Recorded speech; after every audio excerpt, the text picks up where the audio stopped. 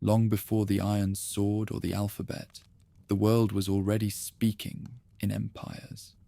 From the deserts of Egypt to the forests of Anatolia, kings measured distance not in miles, but in messengers, clay tablets pressed with the language of power. Alliances were written, broken, and rewritten in the same sun-baked script. Behind every greeting hid a demand, behind every gift, a threat. In that narrow space of earth and pride stood one city, Kadesh, whose name would be carved into history. There, two kings would meet with armies of chariots and dreams of eternity. The Late Bronze Age was a time when kings wrote to one another in the language of clay. Across the Near East, from the marshes of the Nile to the mountains of Anatolia, the same wedge-shaped letters carried greetings, threats, and desperate prayers for help. In the archives of Amarna, hundreds of those tablets survive, a chorus of voices calling out to a pharaoh who no longer answered. One of them, from a man named Rib-Hadda, ruler of Byblos, begins almost pleadingly, "Let the king, my lord, know that all my cities have risen against me." He begs for soldiers, for archers, for any sign that Egypt still remembers him. None ever came. Under Akhenaten's strange reign, while temples emptied and the old gods fell silent, Egypt's empire in the north unraveled thread by thread. For the small kingdoms of Syria, Egypt's silence was more dangerous than war. Without her, they stood exposed before the storm rising in the north. Out of the stony highlands of Anatolia came the armies of the Hittites, a people as disciplined as they were relentless. Their king, Suppiluliuma I, turned ambition into policy. He swept through the lands of Mitanni, broke their kings, and remade their cities in his own name. When Carchemish fell, he placed his son Piasili on its throne, binding the trade of the upper Euphrates to Hatti forever. What he built with precision. Ugarit, now his loyal port, sent 500 shekels of gold each year to his treasury. Amuru, once Egypt's friend, sent copper and soldiers instead. And Kadesh, rich, fortified, and seated on the bend of the Orontes, yielded control of the road between north and south, the artery that carried wealth worth 10,000 silver shekels each season. Whoever held Kadesh ruled the Middle Lands. The old order was collapsing, and Suppiluliuma knew it. He made treaties where he could and took what he couldn't. In his chronicles, The Deeds of Suppiluliuma, he boasts, "I conquered the land of Mitanni. I divided it among my sons. None stood against me. To the west, his banners reached the sea. To the south, they cast their shadow over the deserts of Canaan." Egypt, meanwhile, was learning how to stand again. After the heretic's death, generals rather than prophets took power. Horemheb, a soldier king, restored discipline. His successor, Seti I, restored ambition. To him, empire was not a word carved in stone, but a path to be walked again, with spear and chariot if necessary. When Seti marched north, he carried more than banners. He carried memory. He crossed the frontier at Jaru, swept through Gaza, and reached as far as the forests of Lebanon, where cedar scented the air, and the names of Egyptian kings still lingered on old walls. At Kadesh, he met Hittite spears and broke them. For a moment, the old balance was restored. Egypt's sun shone again over the valleys of Syria. But victories at the edge of empire are fragile things. Distance erodes them faster than defeat. Before the decade ended, Hittite banners were flying again above the city's twin gates. Seti returned to Thebes knowing what every conqueror learns in time, that no battle stays won forever. The peace that followed was thin as parchment. Letters passed between Hattusa and Thebes, each side calling the other brother. each knowing that brotherhood ends where ambition begins. Beyond their capitals, Syria watched and waited. Merchants in Amurru traded with both sides. Princes swore loyalty twice in the same season. No city embodied that duplicity better than Kadesh, whose rulers mastered survival through flattery. In the north, Suppiluliuma's heirs quarreled for his throne. His son Mursili ruled briefly before the crown passed to Muwatalli, a man less flamboyant but no less dangerous. He understood that war is not only fought with armies, but with patience. Quietly, he gathered the pieces his father had scattered. Under his rule, the Hittite Empire turned its face south again. In Egypt, Seti's son was growing into command. Ramesses was not yet the god his temples would later proclaim. But even in youth, he was restless, ambitious, certain that the gods meant him for more than peace. He had watched his father return from Kadesh with honor, but not with victory. To the son, that would not be enough. Syria felt the pull of two empires tightening around it like a net. Amurru, caught in the middle, wavered. Its ruler, Bentashina, saw which way the wind was blowing and swore allegiance to Muwatalli. The oath was sealed with a Hittite marriage, the oldest currency in diplomacy. When word reached Egypt, it struck like insult. The defection of Amurru meant more than lost tribute. It meant lost pride. From that act of treachery, a decade of preparation began. Muwatalli sent envoys to every vassal and ally, calling them to arms. From Arzawa came 3,000 warriors. From Lucca, 1,500. From Carchemish, another 3,000. In all, 16 kingdoms answered, mustering 37,000 men and 3,500 chariots. The plain of Anatolia rang with the sound of forges and the low thunder of hooves. Egypt answered in kind. Seti's son transformed his father's garrison at the Delta into a city, Ramesses, the House of Ramesses, part palace, part arsenal. Bronze was smelted day and night. New stables rose from the marshes. The pharaoh's scribes counted 20,000 men in 4 divisions, Amun, Ra, Ptah, and Set, each with its own god, its own chariots, its own pride. Shurden mercenaries arrived from the sea, bringing their curved blades and reckless laughter. Nubian archers joined from the south, their feathers bright as the dawn they served. By the end of that year, the world's greatest armies were facing one another across a thin strip of land neither could truly hold. Between them lay Kadesh, still pretending neutrality, still counting its profits. Above them, the gods of both realms must have smiled, for even they seemed to enjoy a rivalry. Egypt's priests called Amun the maker of victory. The Hittites prayed to Teshub, lord of storms. Both gods had been invoked too often to refuse the summons. And so, while scribes tallied and armorers worked, a new chapter was already being written, one of dust, deceit, and survival. When people later carved its story in stone, they would speak of chariots and divine kings. But it began, as all empires begin, with letters sent and promises broken, with men who believed their names could outlast the centuries. They could not know that on the plains of Kadesh, the world they shared was nearing its limit. The boy who would one day call himself a god was born into the echo of conquest. By the time Ramesses came of age, Egypt's armies had marched north once more, but their victories were already fading in the dust.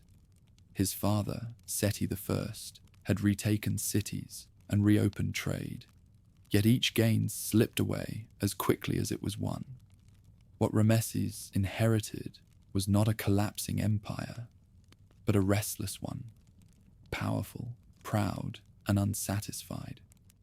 He grew up in the military camps along the eastern frontier, where the scent of leather and bronze was stronger than incense. Soldiers spoke his name as a promise. Priests spoke it as a warning. From childhood, he watched how the kingdom's survival depended on men who could fight, build, and obey, and how quickly glory turned to rumor once the drums stopped. By 10, the boy had been named commander of chariots, more ceremony than command, but it marked him as heir to his father's design, an Egypt not content to defend, but to advance. He rode alongside Seti on the Libyan frontier, his small hands steady on the reins as the desert wind tore at his cloak. Even then, he studied the way war worked, not only the clash of bronze, but the fear that moved before it. The throne passed to him around 1279 BC, when he was no older than 25. The coronation at Thebes was a theatre of eternity. Amun's priests anointed his brow with oil, and the golden Kypresh crown caught the morning light like a blade. In the temple chants, he was already divine, son of Re, beloved of Mas'at, chosen of Amun. Yet even as the hymns rose around him, Ramesses knew that divinity had to be earned, not proclaimed. He inherited a kingdom rich in faith, but thin in patience. Egypt's nobles remembered the famine and confusion of Akhenaten's heresy. The army remembered the humiliation of losing Syria. His task was to restore both faith and fear, to make Egypt seem inevitable again. He began not with temples, but with cities. Thebes, sacred though it was, sat too far from the northern frontier. From the marshes of the delta, he ordered a new capital to rise. Pi Ramesses, the House of Ramesses. It was more than a city. It was a declaration. The foundations sank into mud still smelling of the sea. Bricks baked in the sun bore his name even before he wore the double crown. From its broad avenues came the sound of thousands of workers, their chants timed to the hammer's rhythm. Within a few years, the city gleamed like new copper. Warehouses brimmed with grain, stables with horses, foundries with bronze. Where his father had campaigned, Ramesses planned. Pia Ramesses was built for war, its avenues wide enough for chariots to gallop side by side, its gates large enough to release an army at dawn. On the river, shipyards turned out transports capable of ferrying men and supplies north faster than any pharaoh before him.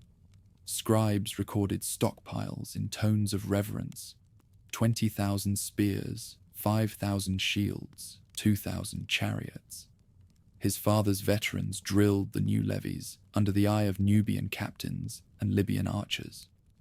Mercenaries from the western seas, the Shurdan, fierce and unpredictable, were recruited in exchange for land and plunder.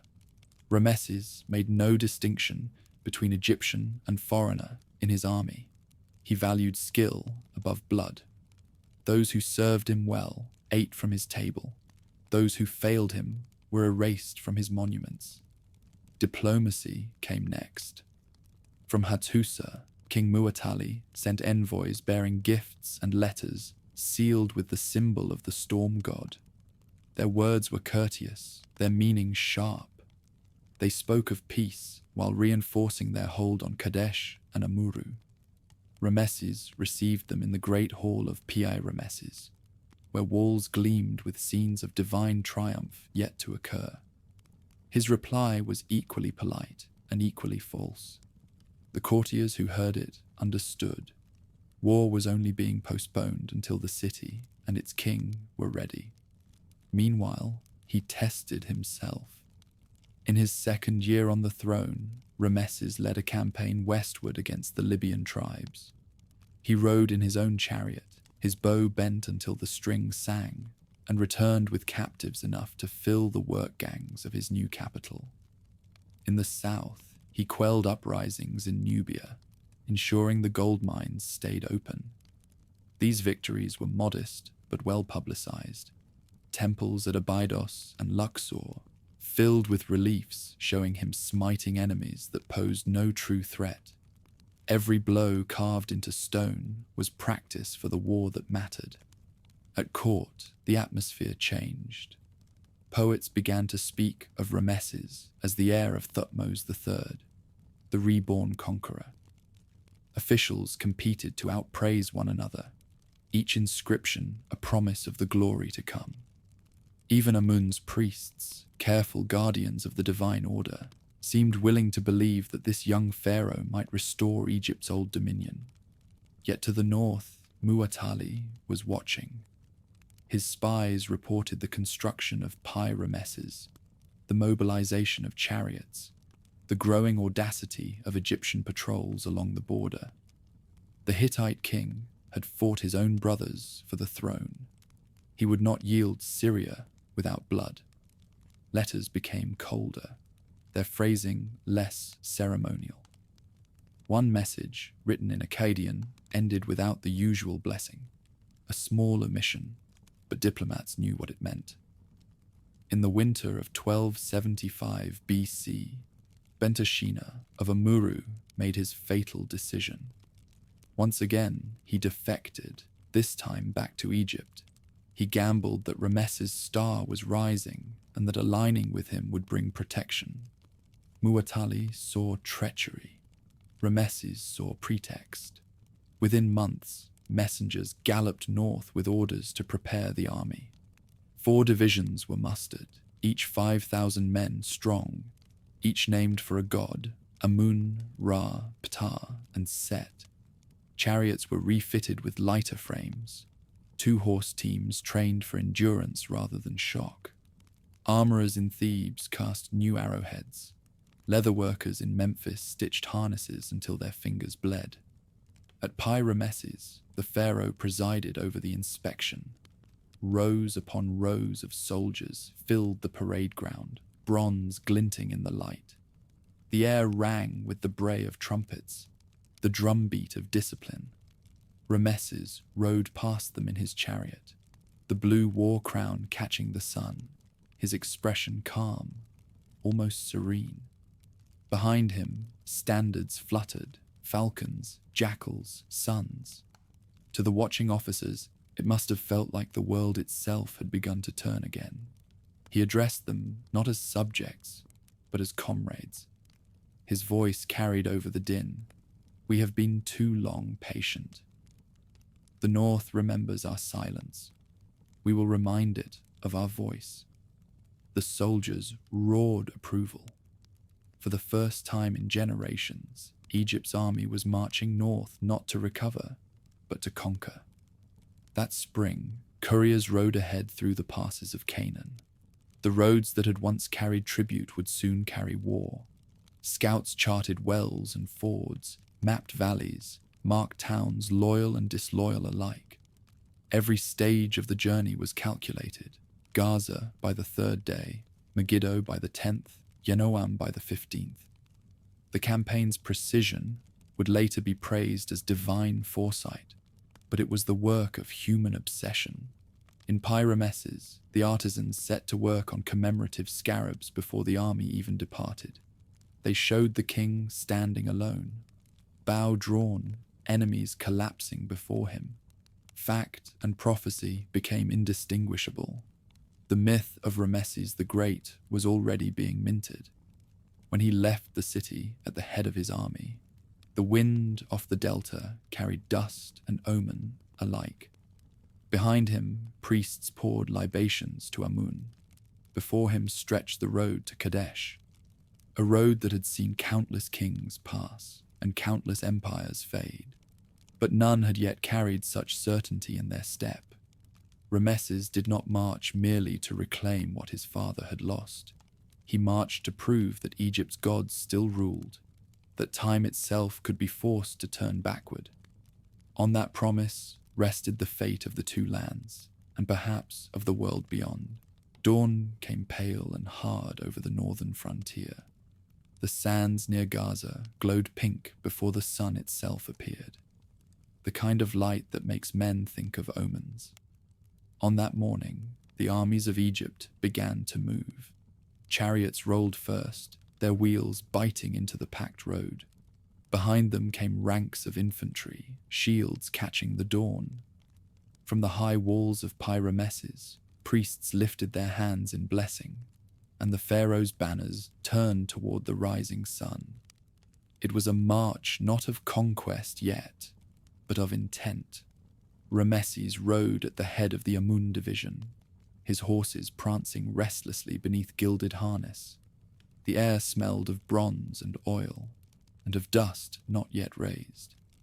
Each man carried within him a rumor of what waited to the north: the city of Kadesh, the betrayal of Amurru, and a Hittite army said to stretch beyond sight. The betrayal had not been sudden. Bentashina of Amurru had long balanced his allegiance between the two great powers, swearing to Egypt when tribute came from Thebes, and to Hatti when the gifts arrived from Hattusa. But in the 4th year of Ramesses' reign, he made his choice. He sealed a treaty with Muwatalli of the Hittites, taking a princess of that northern house as his wife. It was a gesture meant to secure his kingdom's safety. Instead, it lit the fuse. At the Hittite court, the news was received with satisfaction. Muwatalli had been waiting for Egypt to react. He was not a king of noise, but of planning. In the cold halls of his capital, Hattusa, he gathered his advisors and began assembling the most formidable host his empire had ever fielded.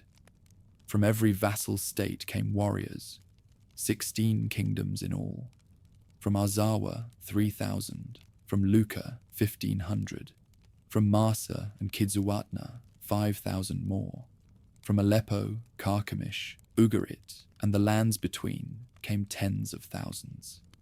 When the musters were complete, Muwatalli stood before an army of 37,000 men and 3,500 chariots.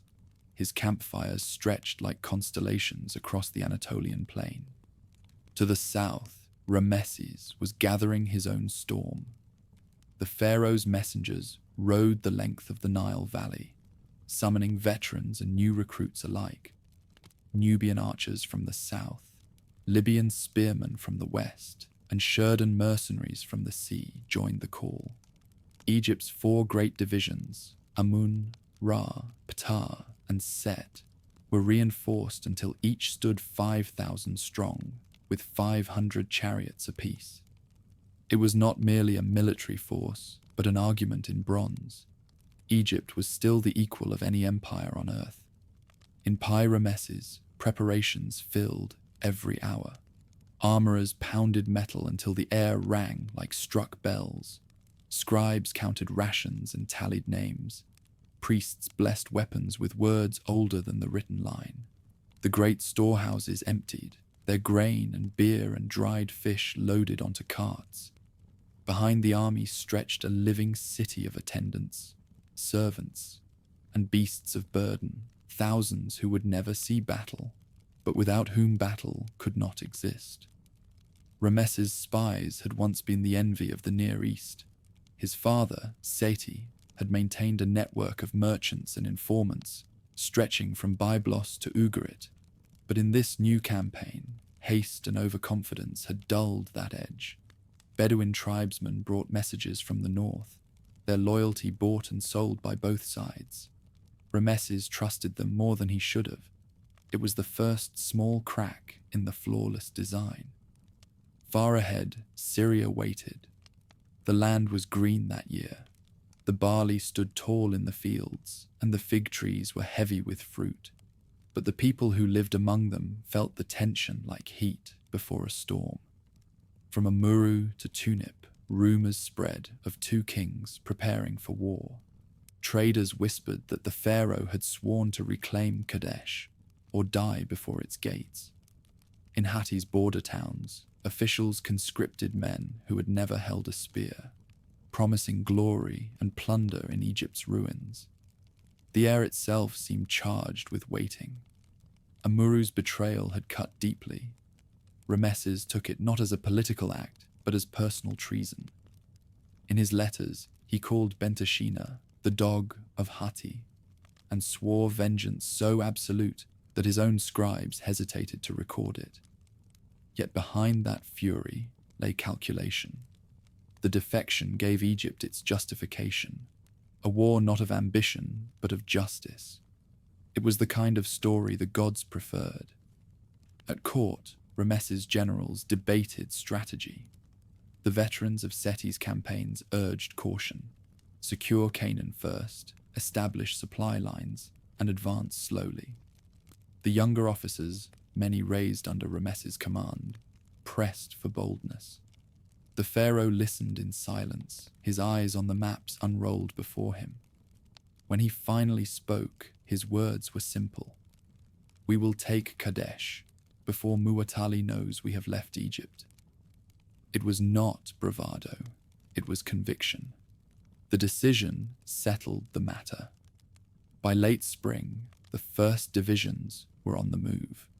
The army advanced north through Canaan, following the coast road past Gaza and Megiddo, then turning inland toward the hills. Villages along the route were required to supply food and water. Where loyalty wavered, garrisons were installed. Where defiance stirred, examples were made.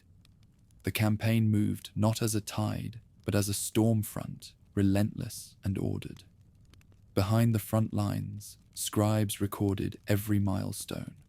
Day 3, Gaza secured. Day 10, Megiddo reached without resistance. Day 15, Yanoam entered, the governor offering tribute and safe passage. By day 22, they reached the fertile Bekaa Valley, where the roads split toward Lebanon and the north. Scouts pressed ahead, charting the passes through the Eleutheros Valley that led toward Kadesh. In his tent each night, Ramesses studied reports by lamplight. He marked the names of cities still loyal, those wavering, those lost. The intelligence was fragmentary, but enough to reveal a pattern. Muwatalli was moving, though from where remained uncertain. Some said he had withdrawn to Aleppo. Others claimed he was already encamped near Kadesh. The contradictions suited Ramesses' hopes. He chose to believe the former. At the Hittite camp, plans took on the shape of a trap. Muwatalli intended to draw the pharaoh northward, away from his slower divisions, then strike when Egypt's forces were divided. His chariots, heavy, three-man machines built for crushing impact, waited beyond the bend of the Orontes, hidden by the hills and the thick forests near the ford of Shabtuna. Spies disguised as traders slipped south, carrying false reports that the Hittite king had retreated far beyond the battlefield. They found ready ears among Ramesses' Bedouin scouts. As the pharaoh's army approached the frontier, the air grew heavier, the nights colder. The men talked of home, of wives and harvests left behind. Around their fires, they told stories of the pharaoh's courage, half to reassure themselves. Each dawn brought new orders, new marches. Dust rose behind them like smoke. Ahead lay the river, the ford, and the city that had defied generations of kings. Among the officers, there was pride and unease in equal measure. The divisions of Amun, Ra, Ptah, and Set were spread too far apart, 15 to 20 kilometers between each, connected only by couriers on exhausted horses. The formation allowed faster travel, but it was a gambler's strategy. If the Hittites struck before the army regrouped, disaster would follow. Ramesses knew this. He chose to risk it anyway. To hesitate was to invite weakness, and weakness was what his enemies expected. On the 30th day, the army reached the outskirts of Kadesh. The twin towers of its walls glowed red in the evening sun, their banners motionless in the windless air. Ramesses' scouts reported no sign of the enemy. The pharaoh's heart, if the inscriptions are to be believed, lifted at the sight. It seemed the gods had cleared his path. He gave the order to make camp. That night, in the glow of torches, the Amun division pitched its tents beside the Orontes. The sound of hammers and shovels carried through the darkness. Across the plain, frogs croaked in the reeds. Beyond them, unseen, 37,000 men waited in silence for the command that would ignite the battle. The storm had risen. It would break at Kadesh. The roads north were lined with dust and expectation. When Ramesses set out from Ramesses, his chariot wheels cut through the same earth that had borne the armies of Thutmose III a century before. The difference was ambition. Ramesses wasn't reclaiming, he was declaring. The gods, he told his court, would ride with him. And perhaps they did, though the gods are rarely consistent traveling companions. From the Delta to Gaza, the march took 3 days. Gaza, garrisoned and loyal, opened its gates with bread and garlands. Scribes recorded the offerings: 500 measures of barley, 2,000 jars of beer, 10 oxen for sacrifice. The priests of Amun blessed the road ahead, but even they looked uneasy when they saw the endless line of carts following the army. Thousands of pack animals, wheels groaning under bronze, grain, and water. A moving city, 30,000 souls strong. By the 10th day, they reached Megiddo, the city that had once broken the back of rebellion in an earlier age. Its walls bore scars of that ancient siege, but now the gates stood open. Ramesses accepted tribute beneath the old sycamores, the shadow of his father's campaigns still thick in the air. There he reviewed his divisions, Amun in the vanguard, Ra following a day's march behind, Ta another day beyond that, and Set trailing farthest south. 4 bodies of men stretched over 40 kilometers of road, a living chain that shimmered in the heat. Each dawn began with the same ritual. Trumpets sounded. The soldiers packed the night into bundles and loaded them onto carts. The charioteers checked their harnesses, whispering to the horses as if they were comrades. The infantry marched in lines 5 men across, their bronze and linen flashing like river light. Between each division moved the quartermaster's caravans, 5,000 supply carts drawn by oxen and donkeys. Every day, those beasts consumed half their own burden in grain and water. Every night, the scribes recalculated how long the army could live off what it carried. The land turned greener as they moved north. By Yenoam, reached on the 15th day, vineyards climbed the slopes and fig trees shaded the roads. Farmers stood in silence as the army passed, eyes down, counting how many soldiers they might feed or hide if forced to choose. The Pharaoh offered coin for grain, but behind the neat rows of tents, foragers still took what they needed. A campaign does not survive on mercy. On the 22nd day, they entered the Bekaa Valley. The heat broke, replaced by a damp wind from the mountains. They camped near the town of Kumidi, where the local governor presented himself barefoot, offering jars of honey and local maps scratched on bark. Ramesses rewarded him with a golden necklace and a promise that Egypt's favor was worth more than gold. The governor bowed low. His messengers rode off the next morning in both directions, one toward Kadesh, the other toward Aleppo. In Syria, loyalty was measured in distance.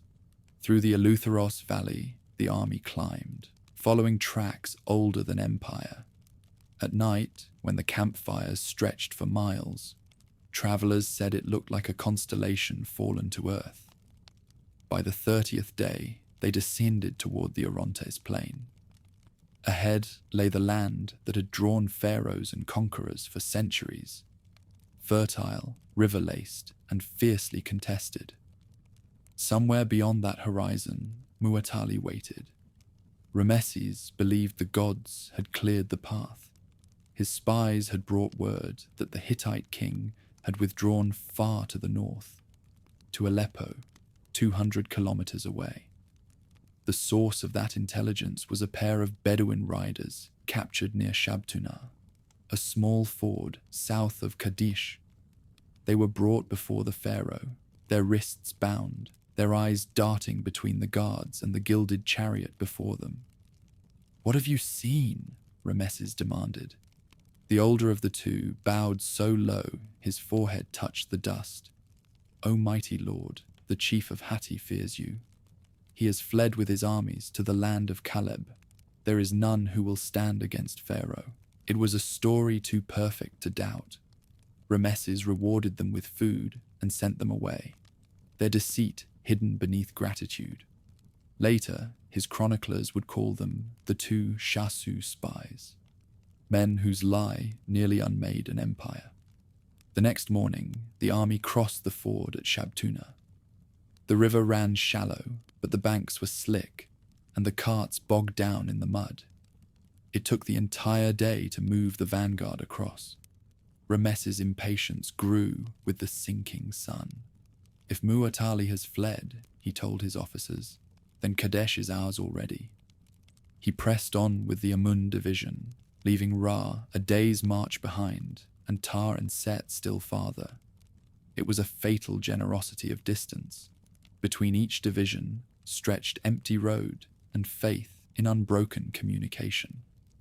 Couriers galloped through the dust, carrying orders and reassurance. But the roads of Syria were full of listening ears. By evening, they reached the forests of Labwi, a tangle of oaks and cedars dense enough to hide an army. The men spoke softly there, uneasy in the green silence after weeks of open desert. Birds scattered as the chariots passed. Beyond the trees, the Orontes glittered like a blade. When they emerged, the twin mounds of Kadesh rose from the plain. Tel Nebi Mend, the city's ancient heart, flanked by the newer walls on the river bend. Between them, fields of barley shimmered in the last light. To Ramesses, it looked defenseless. He gave the order to camp on the western bank. Sappers dug ditches and raised ramparts from packed earth, placing shields atop the walls to catch the evening sun. In the camp's center, the royal pavilion rose, its poles carved with lotus and falcon motifs, the banner of Amun fluttering above. Around it spread rows of tents, their entrances marked by standards shaped like gods. The air smelled of sweat, wood smoke, and the river. Scouts rode out to survey the approaches. One returned at dusk with 2 prisoners, a pair of Hittite soldiers found lurking near the woods. They refused to speak until beaten, then confessed what the Shasu had concealed. Muwatalli, they said, was not in Aleppo at all. He was camped behind the hills northeast of Kadesh, with many countries with him as allies, more numerous than the sand. The words hit the pharaoh like a blow. His camp, half built and half defended, lay within reach of a hidden army 37,000 strong. His second division, Ra, was still a day's march away. Ptah and Set were beyond help. For a moment, the silence inside the royal tent was absolute. Then Ramesses stood, face hardening. "Send messengers south," he ordered. "Tell them to make haste. We will hold the ground until they come." Outside, the soldiers of Amun worked by torchlight, unaware that the hills concealed their enemy. Across the Orontes, the first fires of the Hittite camp flared faintly through the haze, too distant to read as threat, too near to ignore. Ramesses watched them until the wind shifted and the light flickered out. Beyond those dark ridges, Muwatalli's army was already in motion. Chariots were being harnessed, horses watered at the streams. The heavy machines, each carrying a driver, a shield bearer, and a spearman, stood ready in silence. They would cross the river at dawn, strike the Rout division as it marched north, and roll onto the Pharaoh's unprepared camp. The plan was precise, the timing perfect. But for now, on the plain of Kadesh, the night held still. Ramesses walked the perimeter before sleeping. The moon hung low, silvering the ramparts, the shields, the calm river. Somewhere beyond the trees, owls called and answered. He paused beside the shrine of Amun in the camp's center, placing his hand on the god's image. "You led me here," he murmured. "Now lead me out again." No priest recorded what answer, if any, came. At dawn, the wind changed. The horses grew restless, stamping and tossing their heads. From the east came a low rumble, first mistaken for thunder, then recognized for what it was, the sound of wheels. The march to Kadesh was over. The battle had begun. From behind the hills, the sun rose, sharp as a drawn sword, its glow scattering across the Orontes and the bronze it touched. In the Pharaoh's camp, trumpets called the morning watch, unaware that an army waited beyond sight. The air smelled of river mud and cedar smoke. Birds stirred in the trees that hid the enemy. It was, at first, just another morning of marching and order. Then came the riders. They burst from the north, 2 scouts barely clinging to their horses, shouting before they were close enough to be heard. The sentries waved them through the ramparts. One fell at Ramesses' feet, dust-caked and bleeding. "They are here, my lord," he gasped. "The fallen one of Hatti is not in Caleb. He is behind the mound, with many countries beside him." The words were still echoing when the first tremor reached the camp. A low thunder rolled from the northeast, rhythmic, heavy, unmistakable. Not weather, wheels. From behind the rise of Tel Nebi-Mend, the Hittite chariots came, hundreds at first, then thousands, their banners flashing in the early light. Muwatalli's entire host had been hidden there all along, waiting for the Egyptian vanguard to settle, to believe itself secure. Now it moved like an uncoiling serpent. Dust rose in great curtains behind the charging line, blotting out the hills. Each chariot carried 3 men, a driver, a spearman, and a shield-bearer, all armored in bronze scales that gleamed like fish skin. They crossed the Orontes at the ford of Shabtuna in perfect formation, the horses' hooves throwing spray. Within moments, 18 squadrons, 2,000 chariots were on the plain. The Hittite horns sounded once, deep and long. The attack had begun. South of the camp, the Ra division was on the march, unaware of what was coming. The men moved in columns stretched thin across the road, weapons slung, the morning heat rising around them. Some were singing. Then the noise reached them, thunder behind the trees, and before any command could be given, the chariots were upon them. The first wave struck with a force that shattered thought. The ground shook. The air filled with the shriek of horses and splintering wood. Bronze blades cut through linen armor. Wheels crushed men into dust. The Ra division broke almost at once. Its commander, Amenemheb, was thrown from his chariot and killed before he could draw his blade. His deputy, Amenemope, was taken alive. His standard-bearer, Siamun, dropped the banner of Ra and fled into the river reeds. In half an hour, 2,000 Egyptians were dead. 500 chariots lay overturned or burning. The survivors ran north toward the Pharaoh's camp, pursued by the triumphant roar of the Hittites. Inside the camp of Amun, the confusion spread like fire. The first fleeing soldiers appeared at the perimeter shouting, "They come! The host of Hatti is upon us." Officers tried to rally them, but panic is quicker than discipline. Some men grabbed their shields, others ran for the ford. Trumpets blared from the royal pavilion, but the sound was swallowed by the chaos. Ramesses stood at the center, still armored from the night before, his face set in disbelief that so perfect a march could dissolve so quickly. He ordered the chariot line formed, but his voice was almost drowned by the uproar. To the east, the dust cloud was already rising, a wall of moving bronze and horseflesh bearing down upon the camp.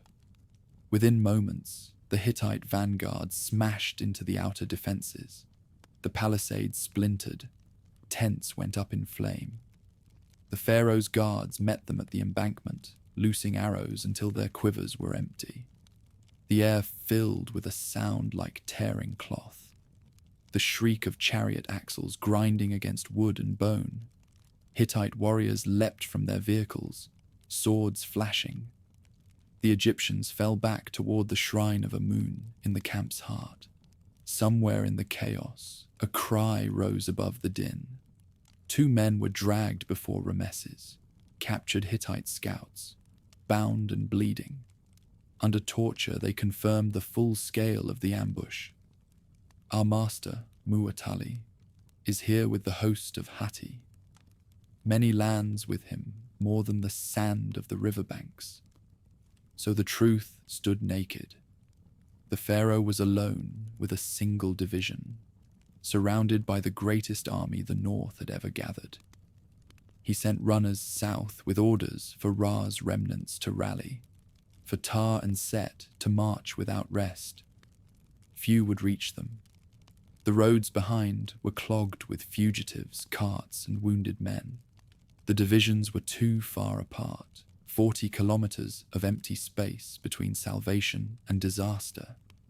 In the camp, Ramesses' officers urged retreat across the river.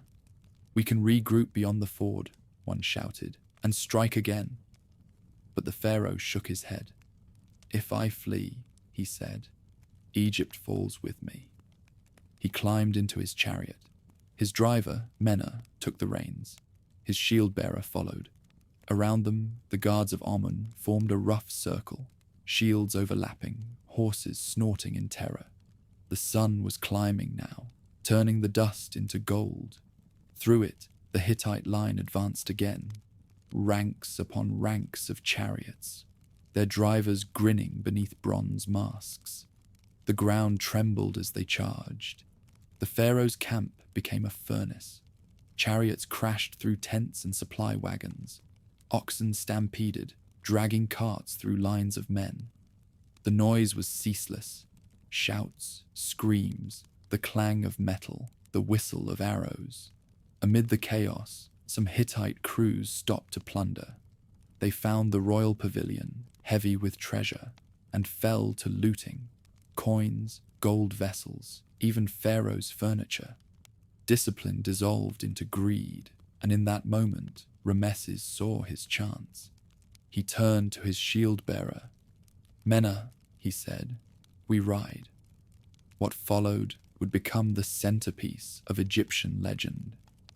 Ramesses drove straight into the thick of the enemy. His horses, Victory in Thebes and Beloved of Amun, reared and plunged as he loosed arrows from the chariot's moving platform. The composite bow hummed in his hands. Hittite warriors fell beneath its hail. Each time he wheeled the chariot, the line broke around him. It was not a battle, but a whirlwind, the Pharaoh at its heart. Still, for all the courage and spectacle, the truth was narrower. Desperation, not divinity, drove him. His men rallied to his madness. The remnants of the Ra division, shamed and bleeding, returned to the fight. Together they formed a wedge, pushing the Hittites back toward the riverbank. The field became a churn of blood and mud, the air thick with the stink of sweat and iron. By mid-afternoon, the first assault had failed. Muwatalli's chariots, having broken through the camp, now found themselves surrounded by debris and confusion. Their formation shattered against the very spoils they had tried to seize. Egyptian infantry closed in with curved Kopesh blades, dragging Hittite soldiers from their vehicles, killing them in hand-to-hand combat. The sound was intimate, terrible, the world reduced to breath and blade. Across the river, on the heights near Kadesh, Muwatalli watched.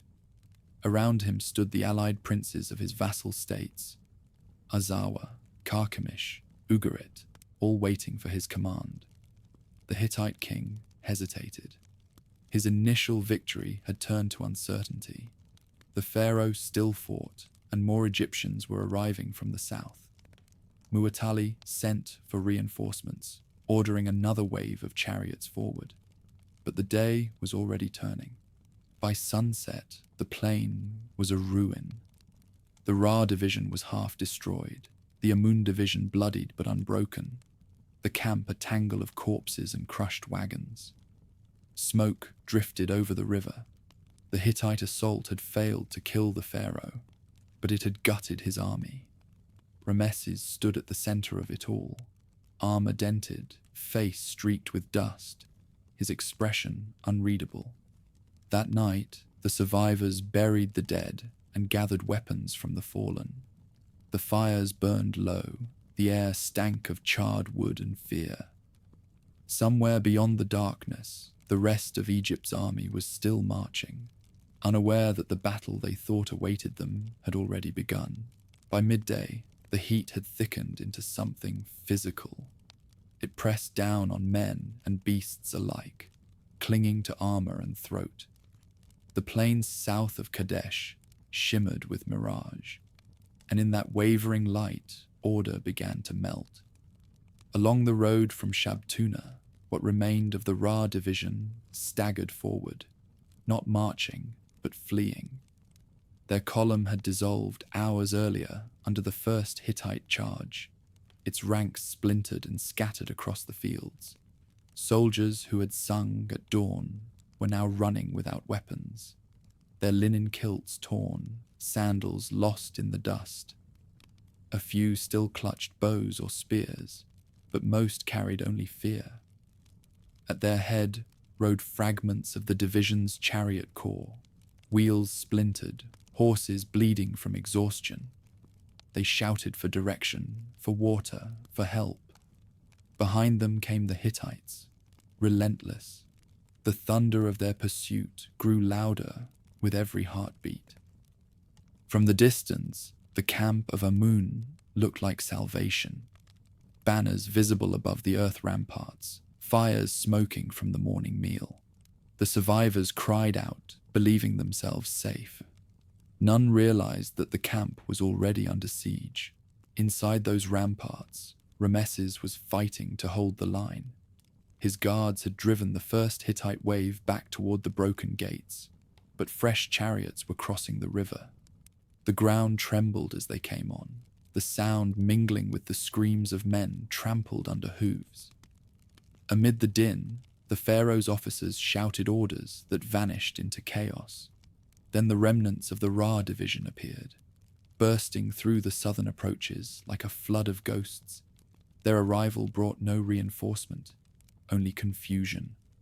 In the press of men and carts, the camp's fragile defenses collapsed again. Hittite warriors surged through the breaches, their spears glittering in the sun. The scene that followed would later be carved into temple walls, though stone could never capture its noise. Men shouted names lost beneath the clash of bronze. Horses screamed as they fell, entangled in reins.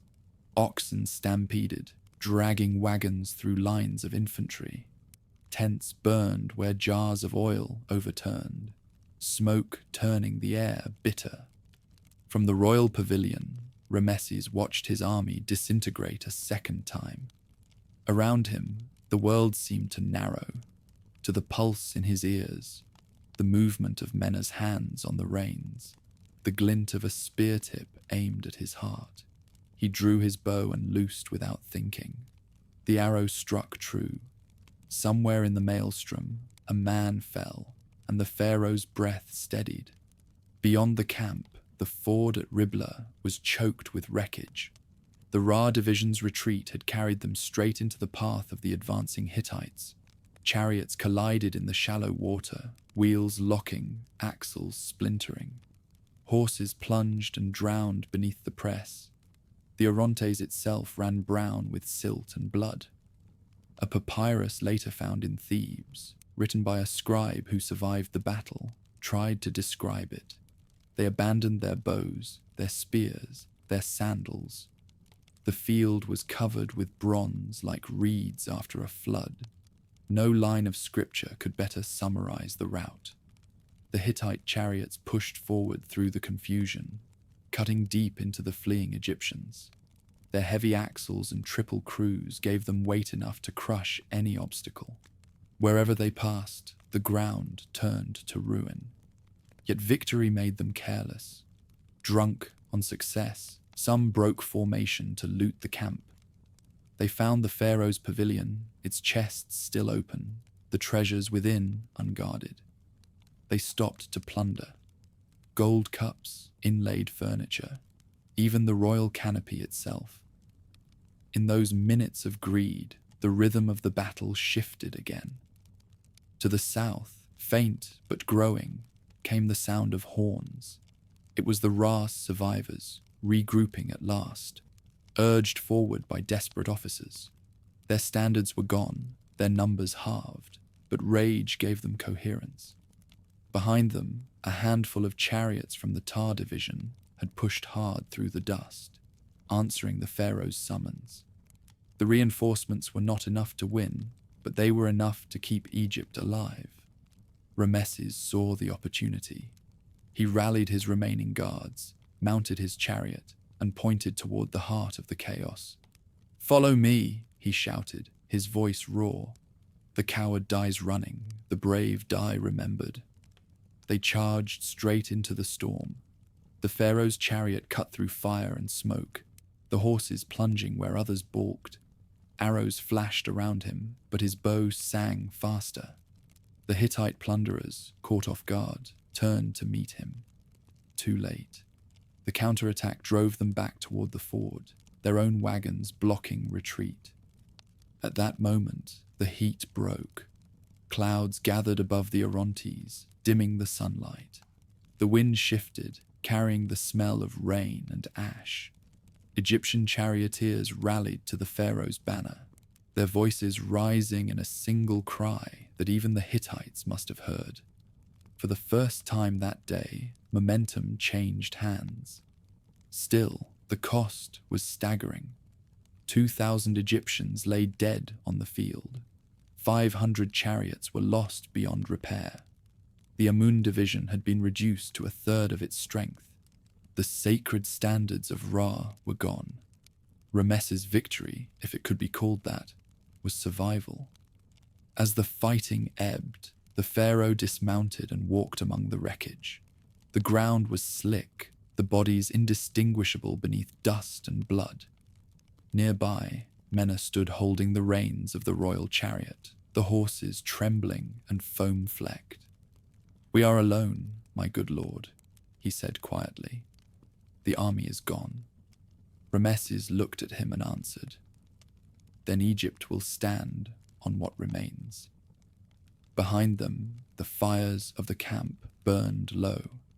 The evening wind carried the smell of death across the plain. In the distance, the Hittite horns sounded again, not pursuit, but rallying cries, calling their warriors back to regroup. The first assault had spent itself. Both armies, bruised and staggering, withdrew into the failing light to count their dead. That night, the rain came. It fell softly at first, turning the ash to mud. Soldiers gathered beneath scraps of canvas or lay in silence, too exhausted to speak. Somewhere to the south, the torches of the approaching Tar division flickered faintly through the storm. Reinforcements, yes, but too late to undo the day's ruin. Ramesses did not sleep. He sat beneath the royal banner, staring at the soaked earth, listening to the slow drip of water from the tent poles. Every now and then, a distant horse screamed, or a dying man called for his mother. The sounds mingled with the rain until they were indistinguishable. When dawn came, the plain was grey and silent. Smoke curled upward from the wreckage of chariots, from bodies burned to prevent disease. The river ran high, sweeping away the dead. Among the survivors, the talk was not of victory or defeat, but of endurance. They had lived through the impossible, and that was enough, for now. Far to the north, On the slopes above the river, the Hittite banners stirred in the wind. Muwatalli's camp was still there, intact, watching. His chariots had bloodied Egypt, but not broken her. His prize, Ramesses himself, had slipped through his grasp. Between them lay the field of Kadesh, silent for the moment, but haunted by the memory of wheels. The Pharaoh's survival was a miracle, but miracles are only preludes to reckoning. The storm had not passed. It had only paused to draw breath. When the rain ended, the silence it left behind was almost holy. The plain of Kadesh steamed under the early light, and the air smelled of wet dust and ash. Across the river, the Hittite camp began to stir. Faint horns, the crack of whips, the grinding of wheels. To the Egyptians, those sounds were a promise. The storm would return. Ramesses rose before dawn. He had slept in armor, too wary to dream. His tent walls were streaked with mud. His hair smelled of smoke. Outside, men stood with the horses, their hides slick and dark. The pharaoh ran a hand along Victory in Thebes' neck and felt the tremor beneath the skin. The beasts were spent, but so was he. There would be no retreat. Scouts brought reports of movement upriver. Muwatalli's chariots gathering again, heavier than before. The pharaoh listened without speaking. He knew the rhythm by now, the sound of men harnessing vengeance. Around him, the survivors of the Amun division prepared in silence, replacing broken spearheads, tightening bowstrings, cleaning blades. No one asked for orders. They understood that everything that remained of Egypt stood within sight of the enemy. Ramesses walked among them. The soldiers looked up, their faces streaked with dirt, their eyes hollow but steady. "You are not alone," he told them. "As long as you draw breath, Egypt breathes with you." It was not a speech for history, just a statement to fill the space where fear might grow. The sun climbed, burning away the mist. From the north came movement, a shimmer first, then the unmistakable dust cloud of an advancing army. Muwatalli had regrouped and was sending his second wave. Bronze caught the light in flashes, and the low rumble of hooves reached across the plain. Ramesses mounted his chariot. His shield-bearer Mena climbed beside him, reins in one hand, axe in the other. "They are many," Mena said. "They always are," Ramesses replied. When the Hittite line broke from the haze, the sight was terrible and magnificent. Thousands of chariots spread across the plain, their banners painted with the sigils of a dozen kingdoms: Carchemish, Arzawa, Lucca, Aleppo. They advanced in waves, 18 squadrons of 150 chariots each, the sound of their approach shaking the teeth in men's jaws. The Pharaoh's army, what was left of it, waited in a shallow crescent, chariots in front, infantry behind. The mud beneath their feet was still red from the day before. Somewhere to the south, faint columns of dust hinted that the Tar division was still on the march. But distance meant nothing now. Everything would be decided before they arrived. The first wave of Hittites hit like thunder. Arrows filled the air, slamming into shields and horses. Egyptian chariots wheeled to meet them, their lighter frames darting between the heavier enemy vehicles. It was not formation, but instinct, 100 separate duels unfolding at once. Ramesses drove straight into the melee. His horses lunged forward, hooves striking sparks from the stones. The chariot's axle screamed, the bow in his hands bent until the string sang like a lyre. Arrows flew so fast that they blurred, striking men before they could raise their shields. Later inscriptions would call it divine possession, but in truth it was the cold clarity of a man with nothing left to lose. He fought not as a god, but as the only thing the gods still recognized. a will that refused to yield. 8 times he charged into the Hittite line, each time deeper than before. Chroniclers would give names to those moments. The first charge breaking the warriors of Teher, the second scattering the men of Arzawa, the third cutting down the chiefs of Luka. Each enemy he felled became a line of scripture. But in the moment, it was only motion. Draw, release, turn, strike again. The chariot lurched beneath him, wheels spattering mud and blood alike. Mena steered through wreckage, guiding the horses by instinct. "To the right!" Ramesses shouted, loosing another arrow. A Hittite chariot overturned in their path. Mena swerved, missing it by inches. A spear grazed the Pharaoh's arm. He did not flinch. When the dust cleared for a heartbeat, he saw the river glinting to his left, the field littered with bodies and broken wood. His own guards, the best of Amun, still fought around him, fewer with every pass. The ground beneath them was thick with corpses, Egyptian, Hittite, indistinguishable. Then came a moment of stillness. The Hittite front faltered. Among their ranks, confusion rippled. Too many vehicles crushed together, too little space to maneuver. The Egyptians, lighter and faster, turned that chaos against them. Ramesses shouted for his archers to aim for the drivers. Within minutes, the enemy line began to buckle. Horses screamed, throwing their riders. From his vantage near Kadesh, Muwatalli watched his chariots falter. Around him, the vassal princes argued. Some urged him to send in the reserve infantry, 8,000 fresh men waiting behind the hills. Others warned that the Pharaoh's counterattack might be a feint.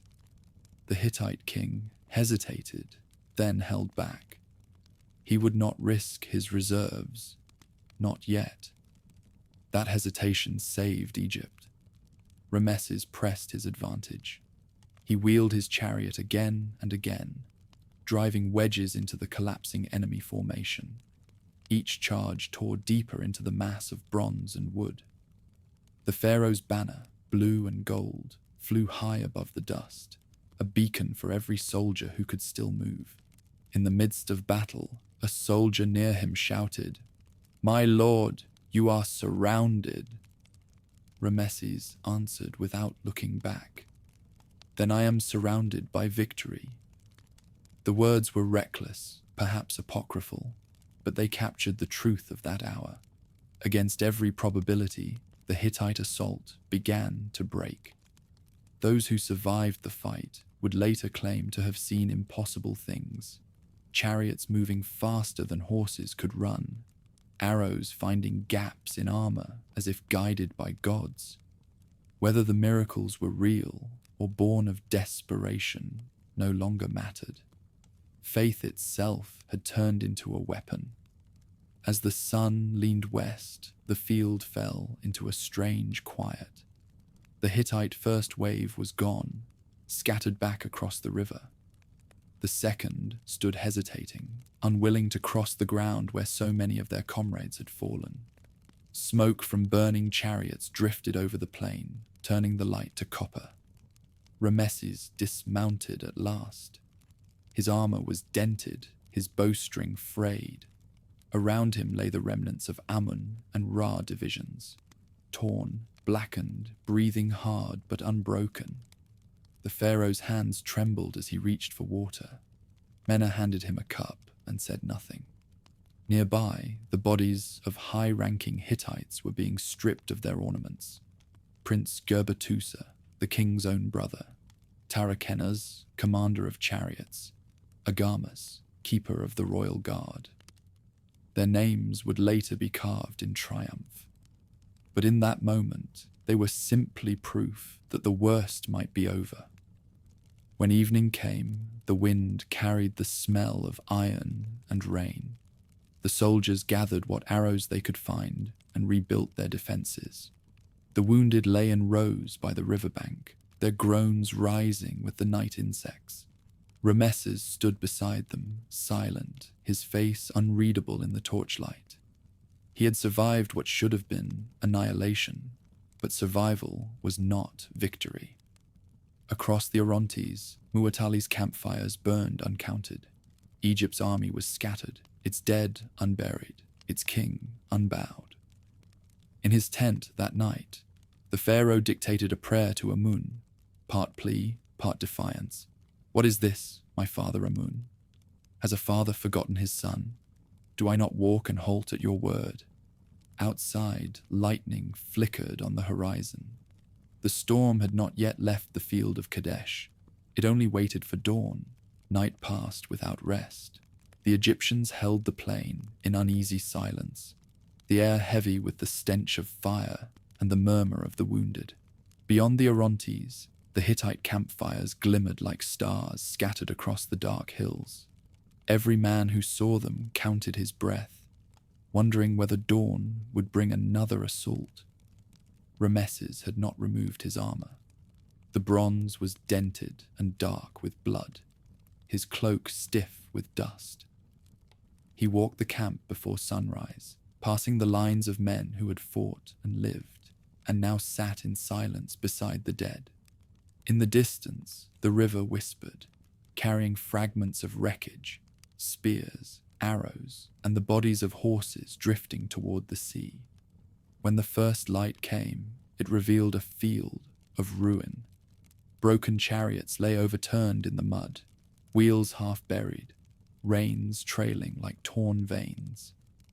The ground was scored with deep ruts where thousands of hooves had passed. The camp's palisade was gone, reduced to a few jagged stakes. The survivors of Amun and Ra divisions stood behind them, shields cracked, armor patched with cord. They had endured the worst and could endure little more. Across the river, the Hittite host began to move. Muwatalli's banners stirred, and a low, rolling drumbeat carried over the water. From his vantage on the high ground, the Hittite king could see that his first assault had failed to kill the Pharaoh, but he still believed he could crush what remained. Behind him waited the allies of 16 kingdoms, their chariots reharnessed, their infantry ranks replenished. Ramesses watched from the edge of the ruined camp, his eyes fixed on the far bank. He could not know how many more enemies would come, only that they would. The ground between them and the river was already a graveyard. Another battle would turn it into ash.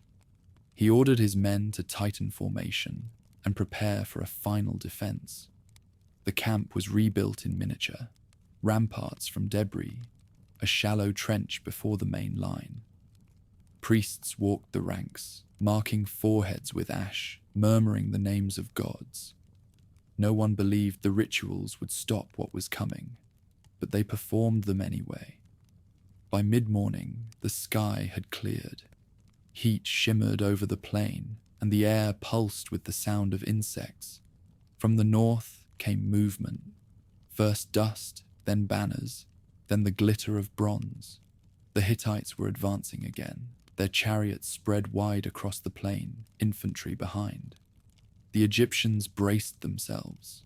They were fewer than half their morning strength, but their lines held straight. The Pharaoh stood in his chariot at the center, the blue war crown on his head, his face calm in the sun's glare. When the first arrows hissed across the river, his expression did not change.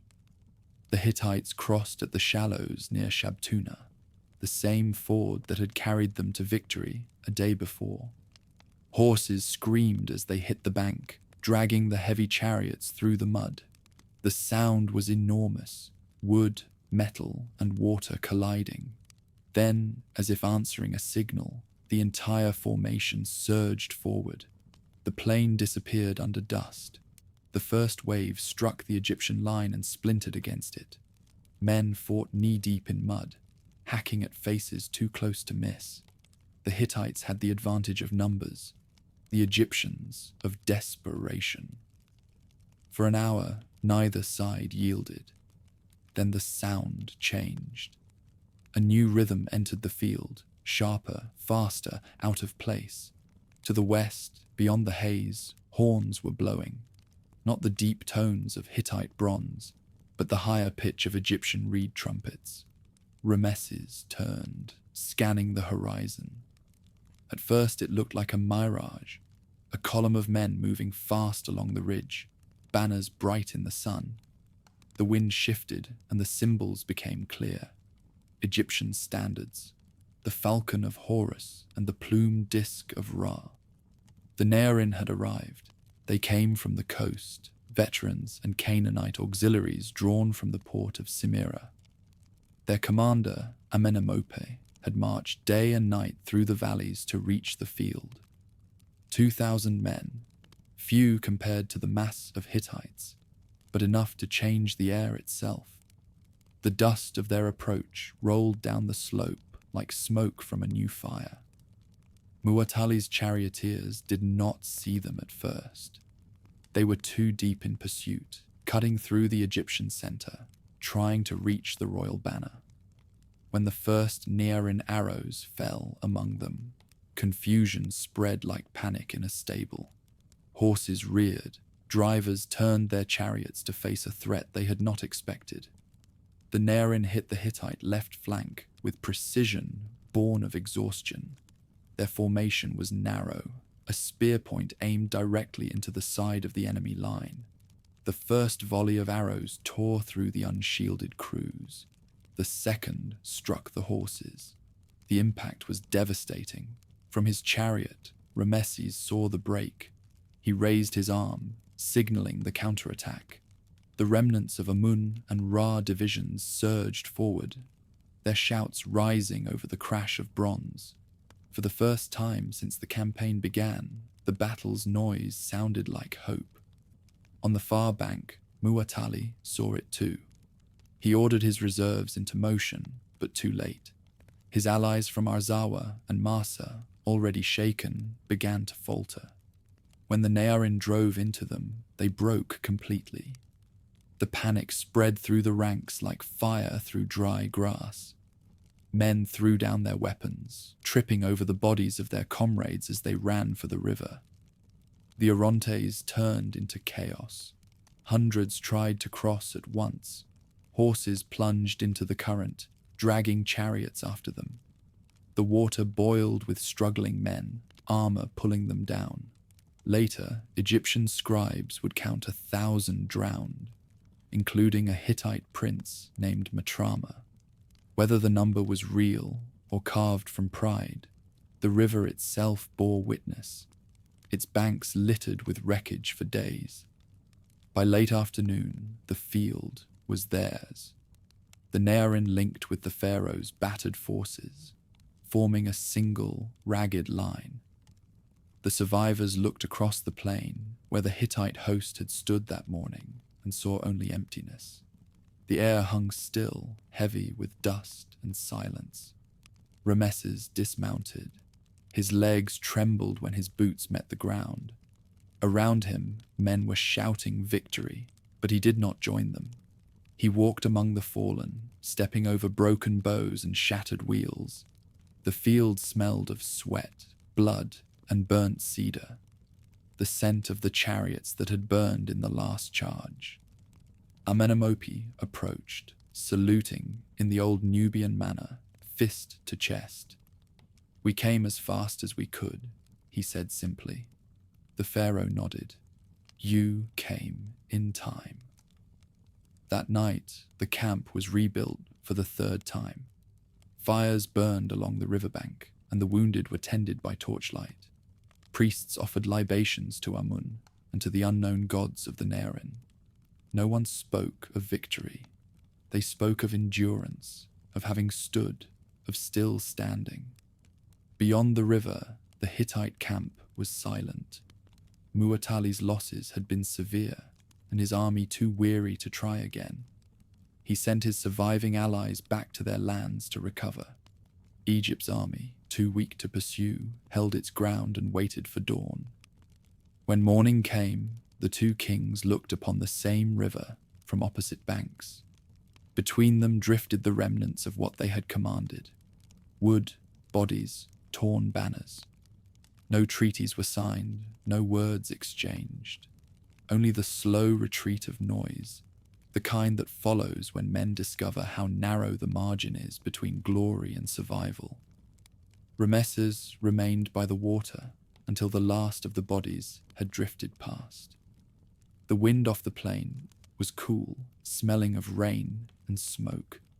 He looked north, toward Kadesh's walls, still standing in defiance, and knew the city would not fall.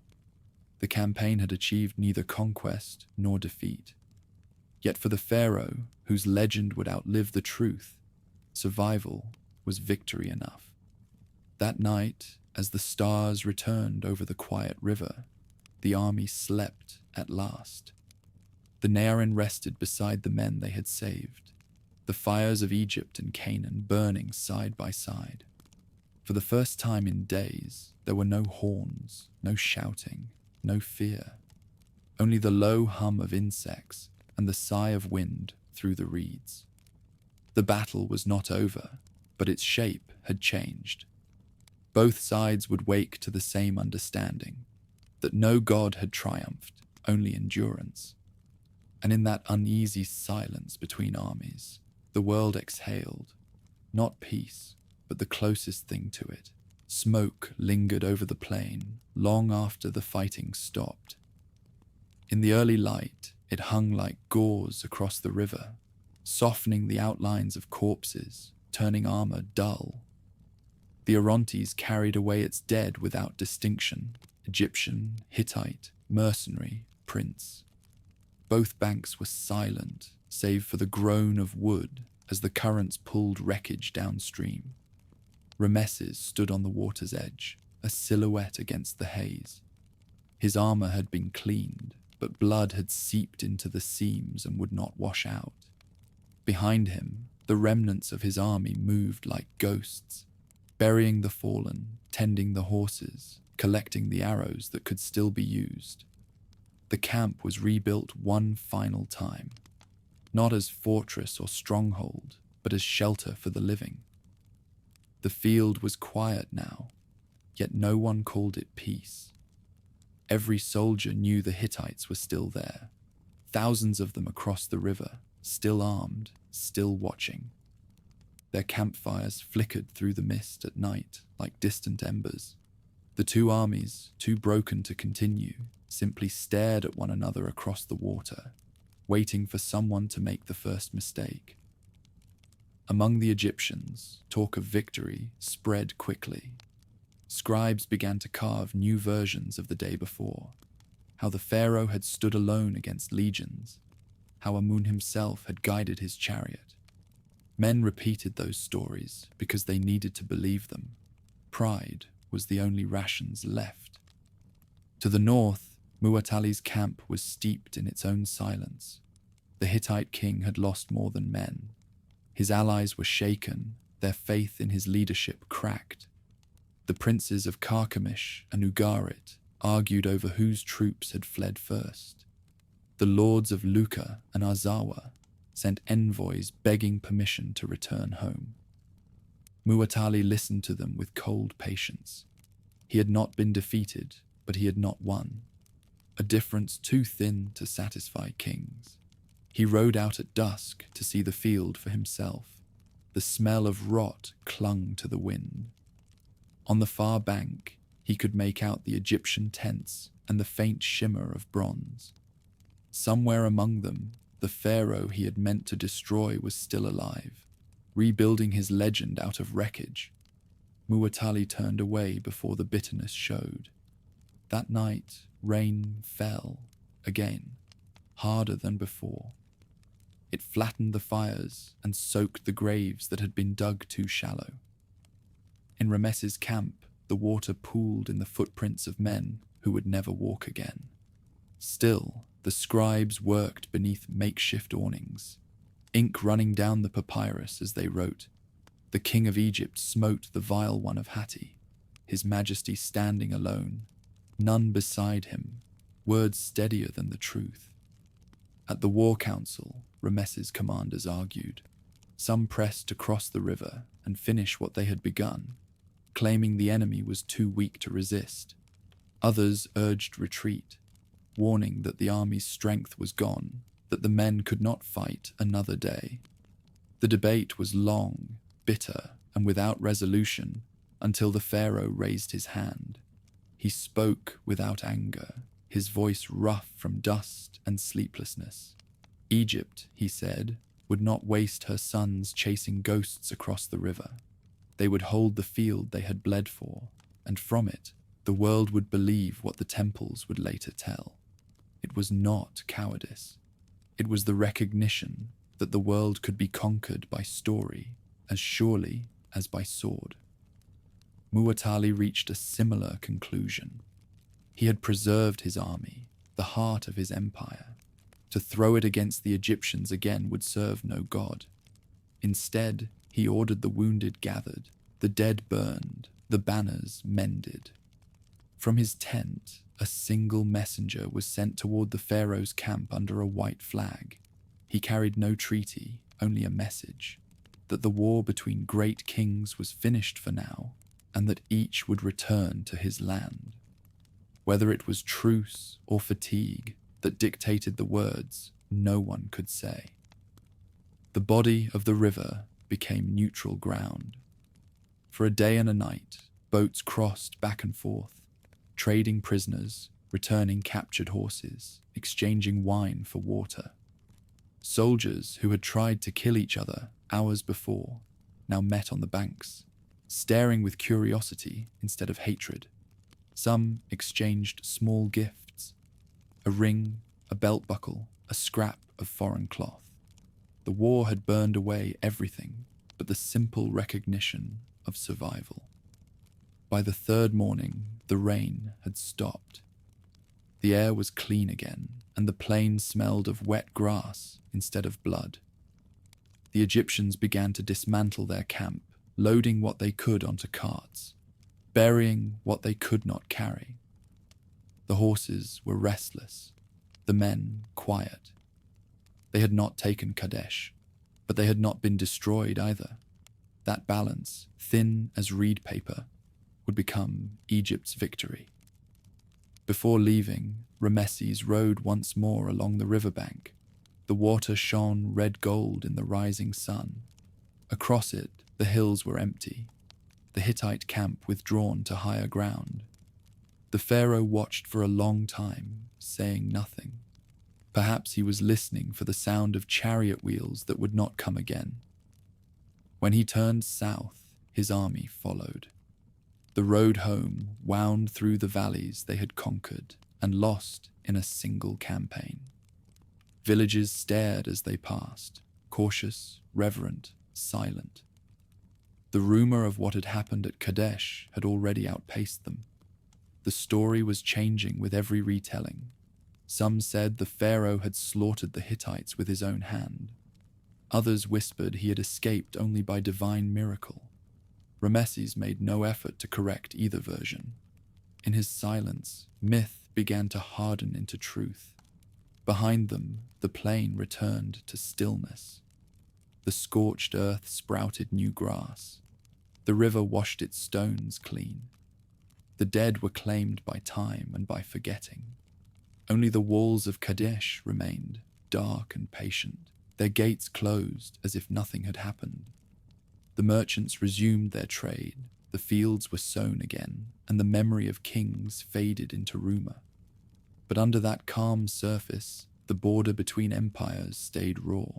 In his later years, Muwatalli would tell his brother Hattusili that he had defeated the king of Egypt and burned the city of Appa, though even he could not make himself believe it. The pharaoh, for his part, carved his own version into stone. At Luxor, Abydos, Abu Simbel, and Karnak, reliefs rose showing him alone in a sea of enemies, chariot drawn by gods, victory eternal. The truth that both kings had survived and neither had triumphed was less useful than legend. The Orontes kept its secret. Its waters never told which side owned the day. For both kings, that was enough. The armies had stared across the river and seen themselves reflected, proud, wounded, unwilling to yield. The war had shown them what power could and could not do. When the last Egyptian banner vanished into the southern horizon, and the last Hittite horn fell silent behind the hills, the world seemed briefly still, a balance born not of peace, but of exhaustion. And so, the Battle of Kadesh ended as it began, not with conquest, but with endurance. 2 empires, 2 gods, and 1 river between them, each believing it had survived by divine favor, each knowing, somewhere beneath the triumphs carved in stone, that survival had been miracle enough. When the Pharaoh's army turned south, the land seemed changed. The same roads they had marched with pride now felt longer, quieter.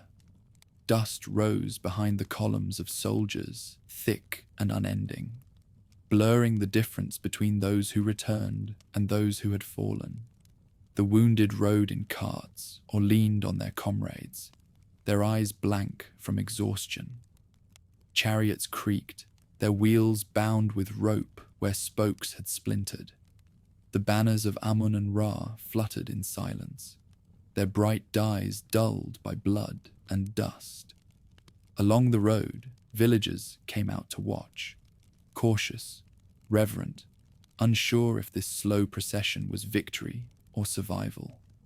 Ramesses rode at its head, his armor newly polished, his expression unreadable. He had forbidden mourning on the march. "The gods have favored us," he told his officers, "and the world must see it." And so, the army moved as though triumphal, though every step was heavy.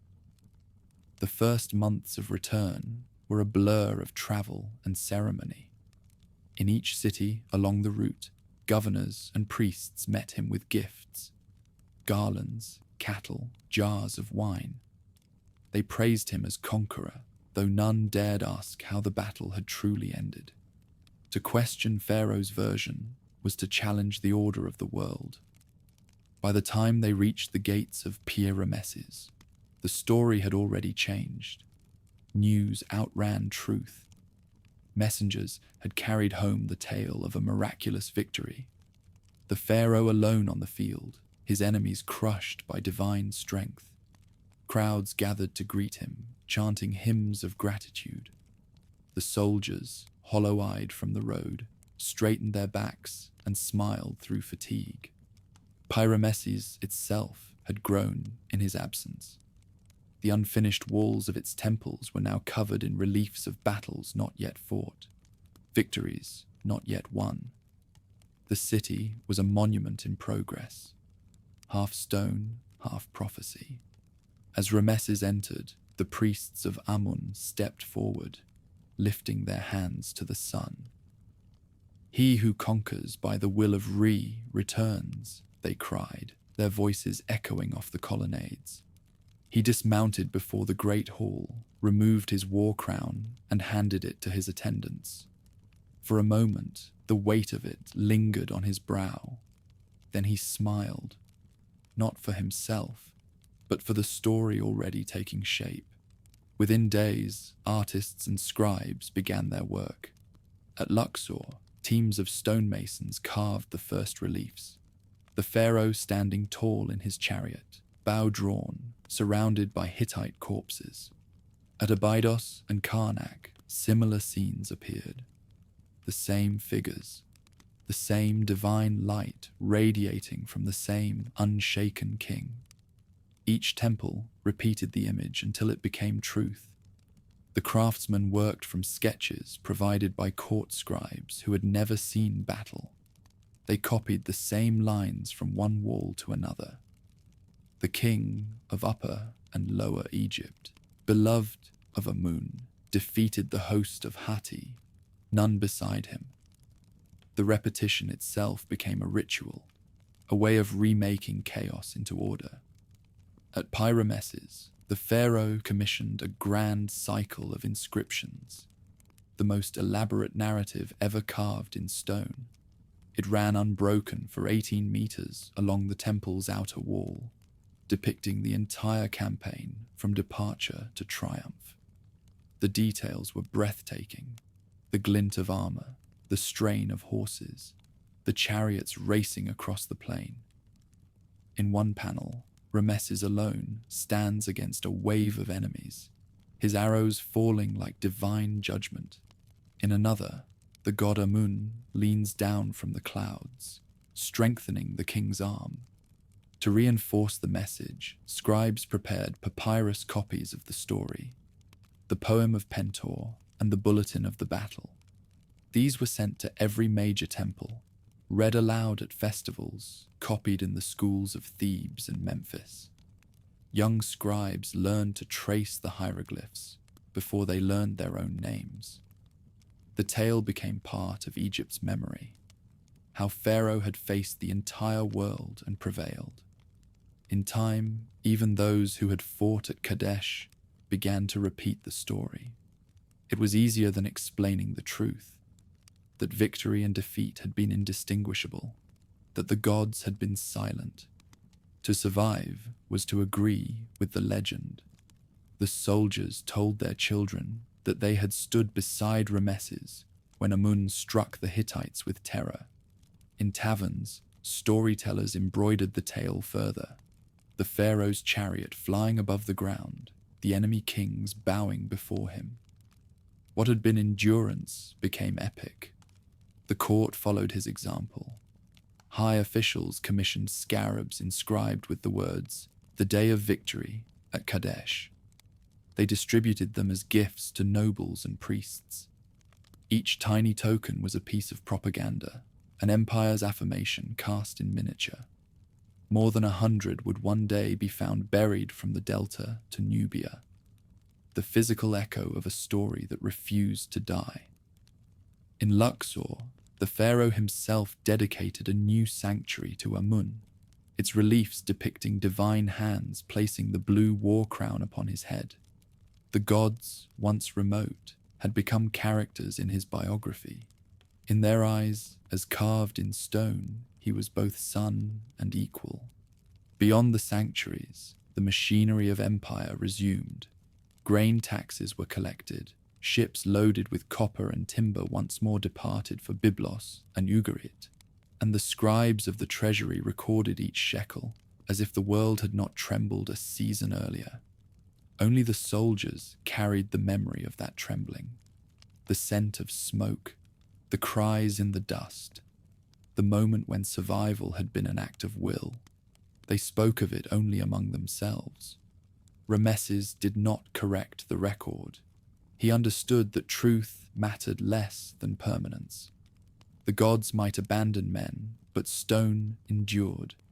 If Egypt believed him invincible, then he would be. From his audience halls, envoys departed to neighboring courts bearing lavish gifts: silver, linen, lapis. To the Hittite king, none were sent, but messages of courtesy began to pass once more between them, careful and formal. In private, the pharaoh was not unmindful of the cost. His army had left thousands unburied beyond the Orontes. His treasury had emptied to equip them. But in the silence of his palace, surrounded by walls that proclaimed victory, he chose to believe his own myth. That belief, as much as his chariots or his gods, was the foundation of his reign. Years later, visitors to Ramesses would stand before the temple reliefs and marvel at the images. The god-king triumphant, his enemies crushed, his destiny assured. None could imagine the fear behind those scenes. The smoke, the chaos, the solitary figure in the chariot fighting not for conquest, but for survival. The story had consumed the truth, and in doing so, had achieved immortality. On the night the final inscription was completed, Ramesses walked the temple's perimeter alone. Torches flickered along the scaffolding, casting giant shadows across the wall. The carved figure of the king loomed above him, larger than life, unblemished, eternal. For a moment, He seemed to study his own likeness as though it belonged to another man. Then he nodded, satisfied, and turned away. Outside, the city of Ramesses lay quiet beneath the stars. The forges had cooled, the soldiers slept, the gods were at rest. The Pharaoh's victory was complete, not over the Hittites, not over Kadesh, but over time itself. The war was finished, but the story would last forever. In the north, the victory that Egypt carved in stone never reached the mountains intact. By the time word of the battle reached Hattusa, it had been retold a dozen different ways. Messengers from Carchemish claimed Muwatalli had destroyed the Pharaoh's army. Traders from Ugarit swore the opposite, that the Egyptians had crossed the Orontes like a flood and laid waste to Syria. In every version, the truth was thinner than rumor. The Hittite court received the news in silence. The capital's stone walls caught the wind coming off the plateau, and the banners above the citadel snapped in the cold. Hattusa had always been a city of discipline. Grey, watchful, fortified. Its people were used to distance, from the sea, from the desert, from certainty. In the great hall, Muwatalli's letter-bearers knelt before the royal council. They brought news of losses, thousands of men, hundreds of chariots, and, most dangerous of all, the fracturing of loyalty among the vassal states. Amurru had bled for Hatti and might turn again. Ugarit, hearing of Egypt's victory, hesitated to send its annual tribute. The empire's frontiers, once solid, began to ripple like cloth in the wind. King Muwatalli returned north by slow stages. The army limped through the passes, wagons heavy with wounded, and the bodies of officers wrapped in linen. Behind them, the cities of Syria smoldered, not destroyed, but unsettled, their rulers wary. He had preserved his throne, but not his reputation. For a man who had once commanded 37,000 soldiers, survival felt too much like retreat. When he entered Hattusa, the crowds cheered out of habit. Victory was the expected story. The king's silence afterward was not. For days he held no council, spoke to no envoy. His palace, carved from black basalt and cedar, remained shuttered. Only at night did the sound of footsteps echo through the upper halls. A man pacing, measuring, planning. Eventually, the court resumed its rituals. New oaths were sworn. New decrees issued. The king's scribes composed a proclamation declaring the battle at Kadesh a triumph ordained by the storm god. The king of Egypt came with deceit, it read, but my lord struck him and his armies fled. The words traveled south through the vassal states like a counterspell against Egyptian propaganda. Yet Muwatalli knew the weakness behind his own narrative. His army had fought bravely, but had not destroyed the pharaoh. The border remained contested, its cities unreliable. He turned to rebuilding, sending his brother Hattusili to command the northern provinces, a quiet exile disguised as trust. Hattusili's domain, the upper land, included the fortress of Hakpisa and the mountain valleys beyond. From there, he could watch the Assyrian frontier, where a new power was stirring. The Assyrians had grown bold. Their king, Adad-nirari, sent messages to the Hittite court, claiming dominion over lands that had once belonged to Mitanni. He demanded tribute, the ancient insult that means war in waiting. For Muwatalli, already burdened with the south, this new threat in the east was intolerable. He sent gifts instead of soldiers, gold, ivory, horses, the currency of delay. Hattusili's letters from the frontier were more blunt. The men of Assur move like a creeping sickness, he wrote. If left alone, they will consume what remains. But the king's attention stayed fixed on Syria. The Orontes Valley was still his line of pride, even if he could no longer hold it by sword. He began fortifying Carchemish, the hinge of his empire. Stonecutters and masons worked through winter to raise new walls 8 meters thick. Watchtowers crowned the parapets, their fires visible for miles. The garrison doubled, swelling to 5,000 men. In the city's temples, priests offered sacrifices to the storm god Teshub, asking that the next war be clean and brief. In Ugarit, the merchants watched the rebuilding with wary respect. They had lived too long on the edge of empires to trust permanence, but the sight of new walls was a comfort. The city sent tribute again, 1,000 shekels of gold instead of 500, to prove loyalty. On the tablets preserved in their archives, they recorded the change in cautious phrasing. The obligations of Ugarit to the great king have been renewed. Amurru, faithless as ever, benefited most from Egypt's indecision. Bentashina remained on his throne, rewarded by Muwatalli, with new lands and a marriage into the royal family. His wife, Gasualia, a Hittite princess, arrived with a dowry of gold, silver, and grain. The alliance bound Amurru to Hatti more tightly than any chain could. From his seat between mountains and sea, Bentashina watched the border and sent reports of Egyptian movements to Carchemish. Every caravan, every patrol, every priest who whispered Pharaoh's name.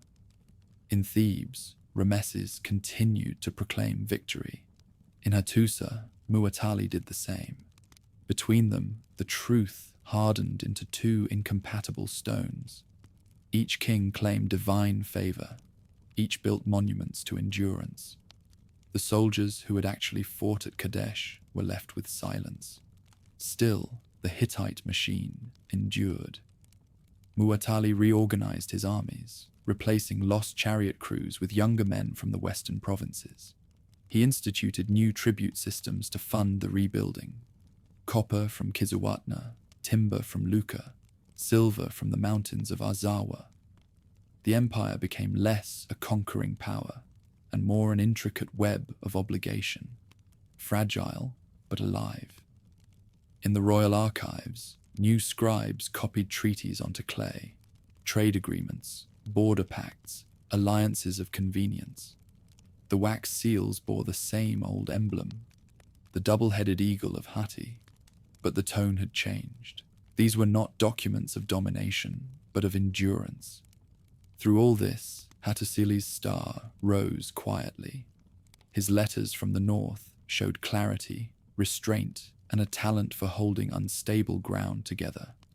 Soldiers under his command spoke of a leader who listened more than he shouted, who won loyalty by patience. Muwatalli saw both danger and necessity in him. Brothers are useful until they are rivals. In the spring of the following year, the Assyrians raided the Hittite frontier. Villages burned, cattle were taken, boundary stones overturned. The king sent orders north, but no reinforcements. The empire's heart lay in Syria now, and he would not weaken it.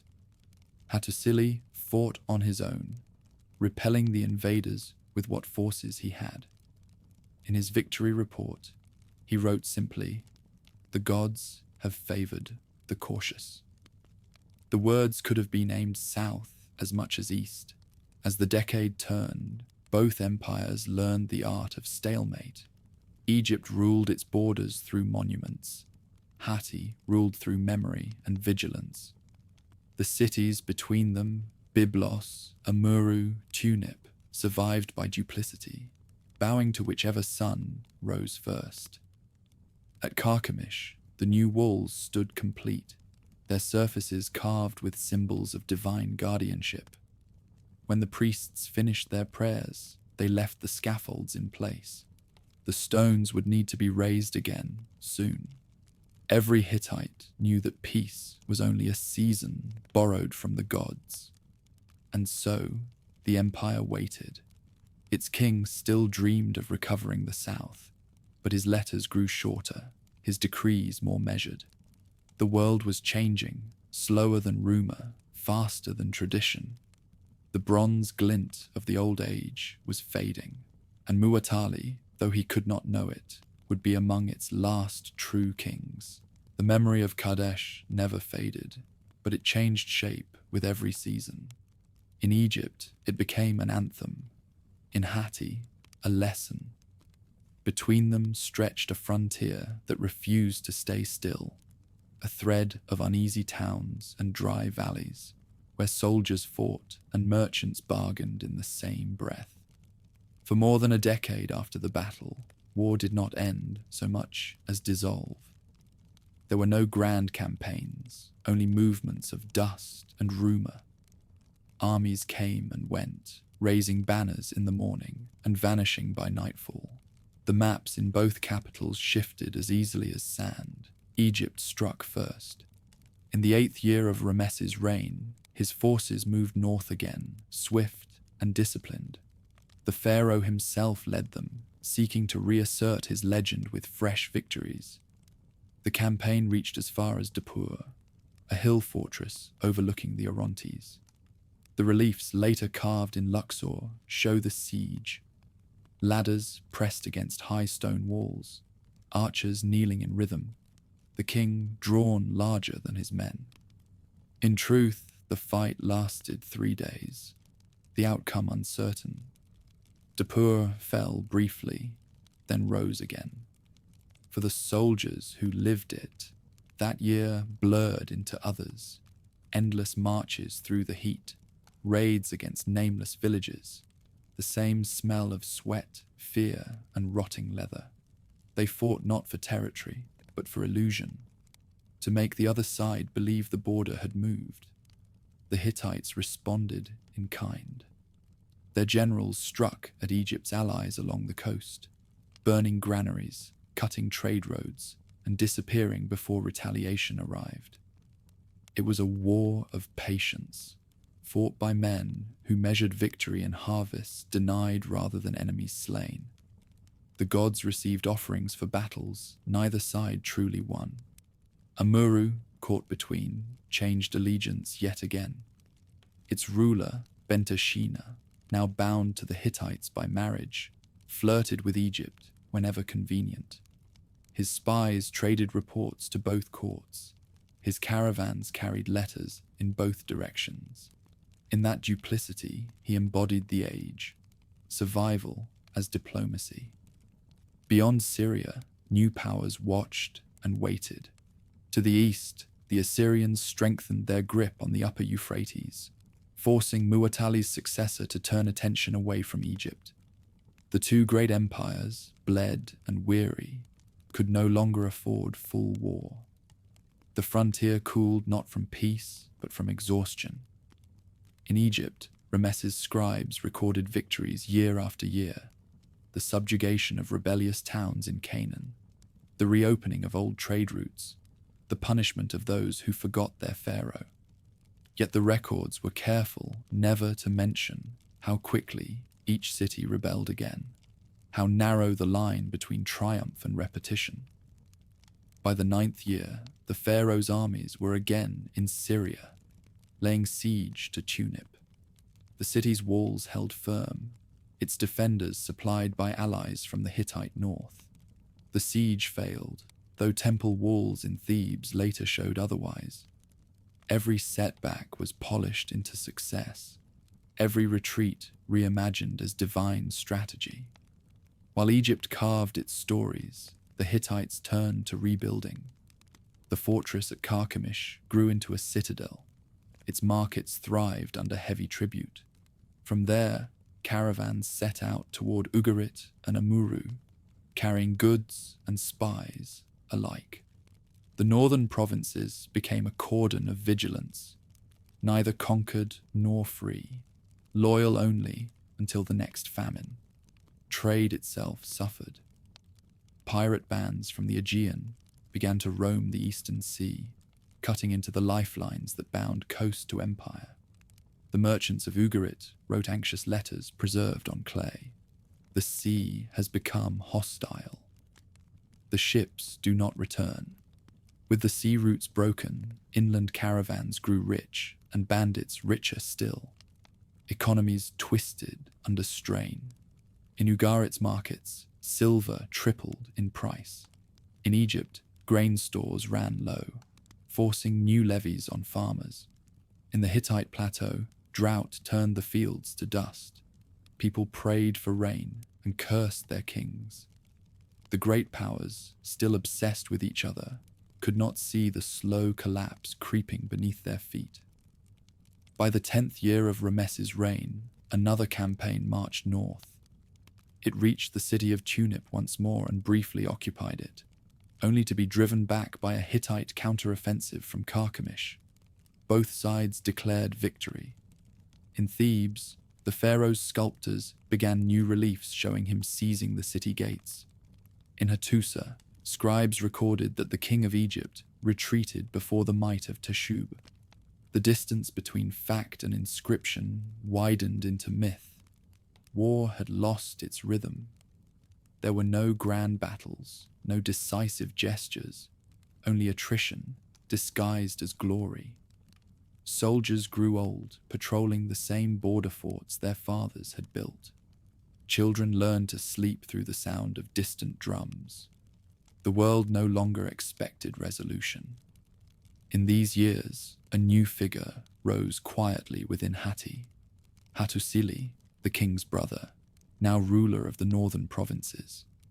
He had defended the eastern frontier against Assyria and governed with steady pragmatism. His letters, preserved on clay, reveal a man weary of endless conflict. "Our granaries are empty," he wrote, "and the people tire of war that yields no bread." His tone was practical, his ambitions larger than they appeared. The pharaoh faced his own burdens. His empire still glittered, but the cost of constant campaigning strained Egypt's wealth. Temples demanded offerings, workers demanded grain. Even the gods seemed tired of being invoked for wars that resolved nothing. When the floods came late one year, priests muttered that Amun was reminding Egypt to look inward again. In the 11th year, pestilence swept the northern lands. Tablets from Ugarit speak of sickness among men and cattle. Hittite records mention a wasting of the people. Trade slowed to a crawl. Famine followed plague, and the price of barley rose beyond reach. The great powers, still locked in ritual hostility, found themselves equally powerless before weather and disease. By then, letters between the two courts had resumed, cautiously in the language of politeness. Requests for prisoner exchanges, messages of condolence, inquiries about grain shipments. Diplomacy, like warfare, became a ritual of endurance. The borders still shifted with every raid, but the tone had changed. Battles were smaller, treaties shorter, memories longer. The Bronze Age of conquest had begun to decay into something else. An age of negotiation, of fragments, of men too weary to dream of empire, but too proud to let it die. The scribes who chronicled these years struggled for meaning. Their accounts, half history, half lament, describe storms that ruined harvests, merchants ruined by piracy, priests lamenting the silence of the gods. Each nation still claimed divine favor, yet the heavens themselves seemed quiet. When a rare envoy from Hatti arrived in Thebes, bearing letters sealed in the double eagle emblem, the court received him with careful ceremony. Gifts were exchanged, gold from Egypt, silver from Hatti, as if each could buy back the decades they had lost. Behind the smiles, both sides knew that something deeper than their rivalry was ending. For the first time in living memory, neither empire had the strength to invade the other. Their armies still trained, their temples still sang, but the rhythm of ambition had slowed to fatigue. What had begun at Kadesh as thunder now settled into echo. In that long quiet, the world learned to live without victory. Farmers rebuilt their terraces, traders reopened the roads, and children grew up hearing stories of kings who had once moved the heavens. The truth, that those kings were now trapped by their own endurance remained unspoken. Even so, out of this weariness, the seeds of peace were sown. When the letters began to mention famine, and then relief, and finally trust, it was not diplomacy that changed the age, but exhaustion. Both courts, for the first time, wanted something lasting enough to outlive their kings. The war that had burned for decades was fading, not through will or divine mercy, but through necessity. The empires too proud to bow to each other bowed instead to time. After 2 decades of turmoil, the storm that haunted the Near East started to fade. It did not end with battle or conquest, but with ink pressed into clay. After years of hunger, plague, and border raids that changed nothing, both Egypt and Hatti had learned that endurance could no longer sustain them. In Thebes, the pharaoh was older now. The lines of his face had deepened, the gold of his crown grown heavier. He still spoke of glory, but the words fell softer. Ramesses had spent much of his life turning survival into legend. Now legend was asking for maintenance. Beyond his temples, the fields were tired, the people weary of taxes and conscription. Even the priests whispered that the gods might favor rest. Far to the north, Hattusili had taken the Hittite throne after the death of his brother Muwatalli. His ascent had not been smooth. He had deposed a nephew, fought rivals, and rebuilt a divided realm. Yet he was a man shaped by patience, colder than his brother, more calculating, more aware of limits. The empire he ruled was vast but brittle. The eastern frontier trembled under Assyrian pressure. The western coast demanded tribute he could no longer collect. The south, the border with Egypt, remained a scar he no longer wished to reopen. In the winter of 1260 BC, the first messages passed between the two courts. They were written in Akkadian, the diplomatic tongue of the age. Cautious, formal, every phrase wrapped in courtesy. The first spoke of goodwill, the second of shared enemies, the third of famine. Beneath the politeness ran a current of recognition. Both sides had come to the same conclusion. It took years to prepare what would later be called the Great Peace. Envoys traveled back and forth across the deserts, bearing tablets, gifts, and oaths.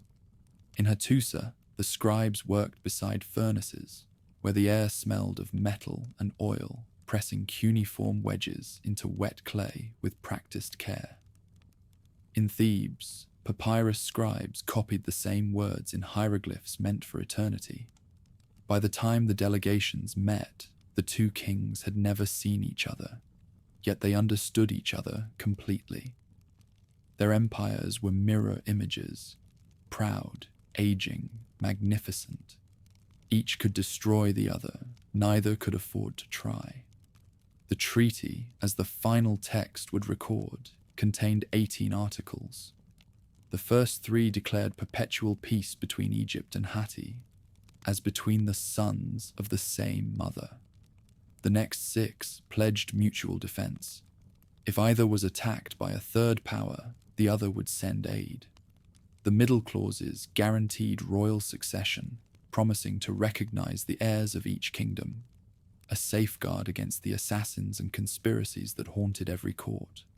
Then came the practicalities, the extradition of fugitives, the treatment of refugees, the commitment to grant them life and protection once returned.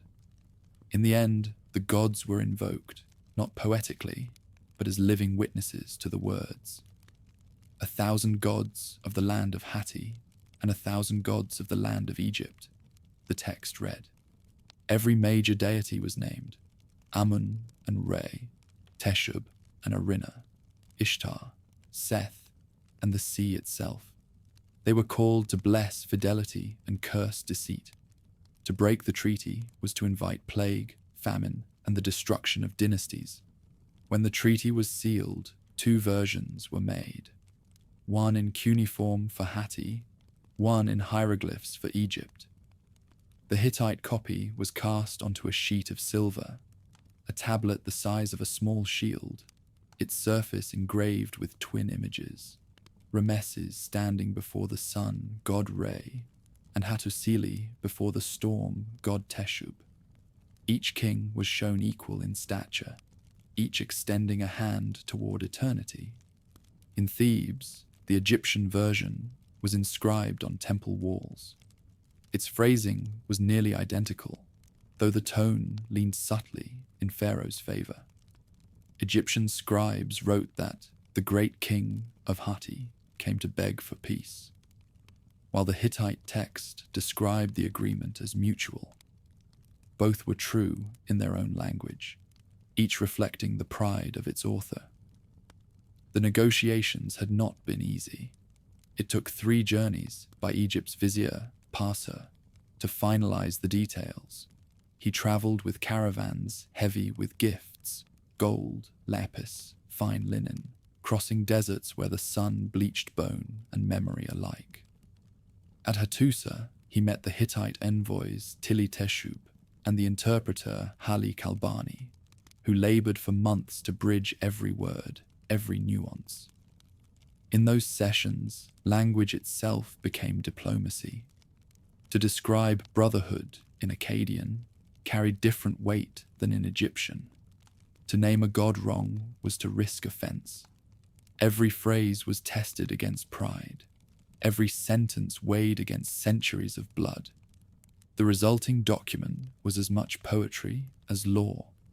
When the copies were exchanged, ceremony followed. At Ramesses, the Egyptian court gathered in the Great Hall, where columns carved with scenes of victory now looked down upon an act of peace. The silver tablet gleamed under torchlight as priests invoked Amun's blessing. Ramesses raised it for all to see, the symbol of an empire that had survived by the grace of endurance.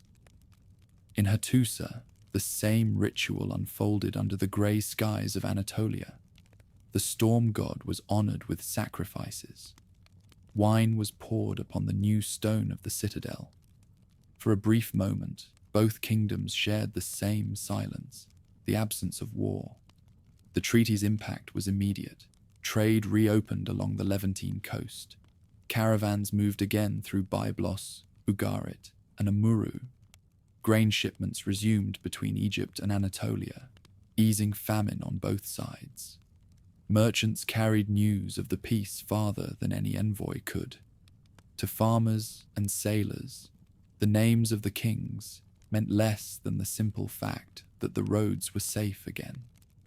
For the first time in generations, children born in Syria grew up without seeing armies march through their fields. The priests in both lands declared it the will of the gods, though the gods had never looked less involved.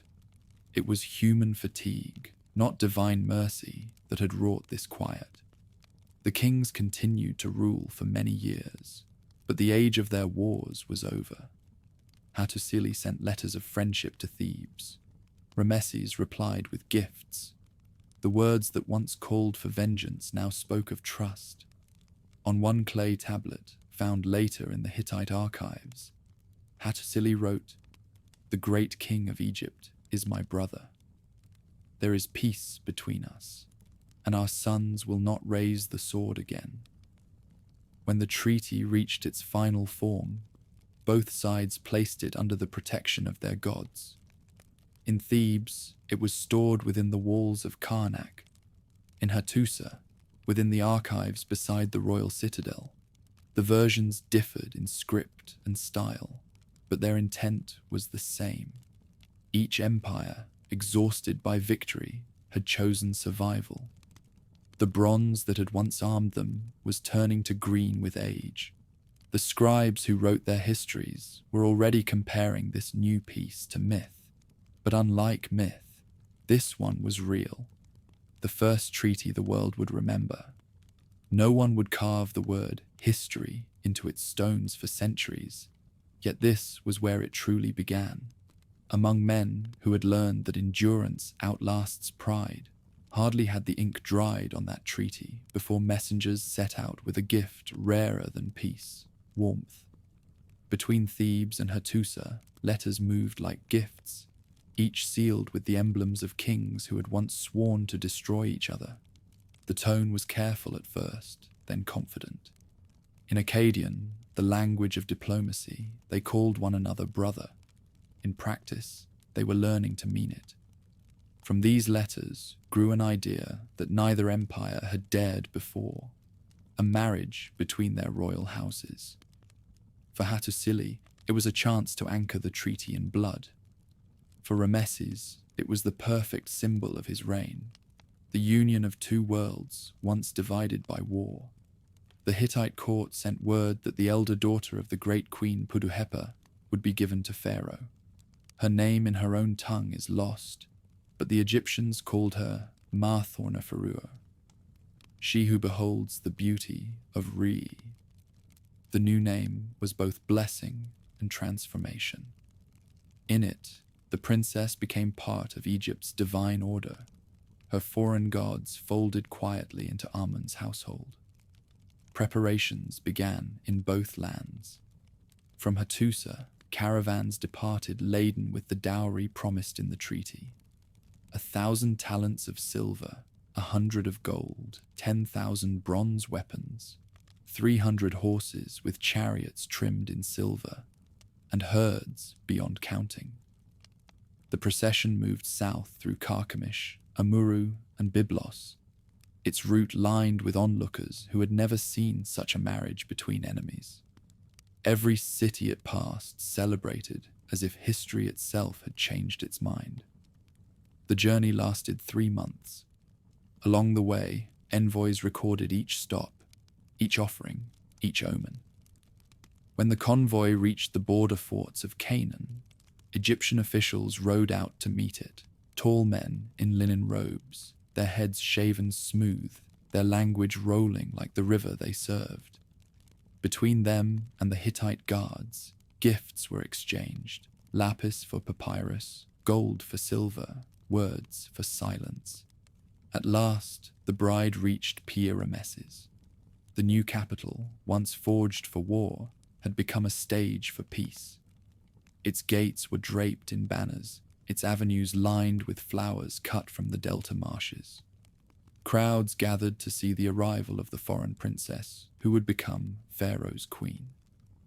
She entered the city at dusk, veiled in gauze and jewels, her chariot wheels glittering with inlaid bronze. Behind her came the treasures of her house, the banners of her gods, the scent of cedar and myrrh. At the palace gates, Ramesses waited. Time had aged him into certainty, a ruler who had built monuments enough to outlast doubt.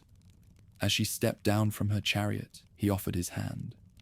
For a moment, the noise of the crowd fell away. 2 dynasties, 2 empires, met in that small gesture. The marriage was celebrated with the precision of ceremony. Priests of both lands presided, their chants woven together in a language that belonged to neither. The princess was crowned with the uraeus serpent of queenship, her Hittite diadem placed upon an altar beside it, not discarded, only transformed. The feast lasted for days. Dancers from Memphis, musicians from Ugarit, food from every corner of the empires that had once burned one another's fields. Scribes recorded every moment.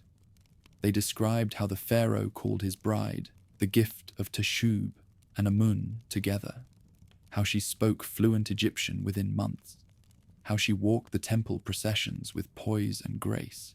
In the city streets, people said she had brought luck with her. The floods rose high that year, the harvest rich. In Hattusa, Queen Puduhepa rejoiced.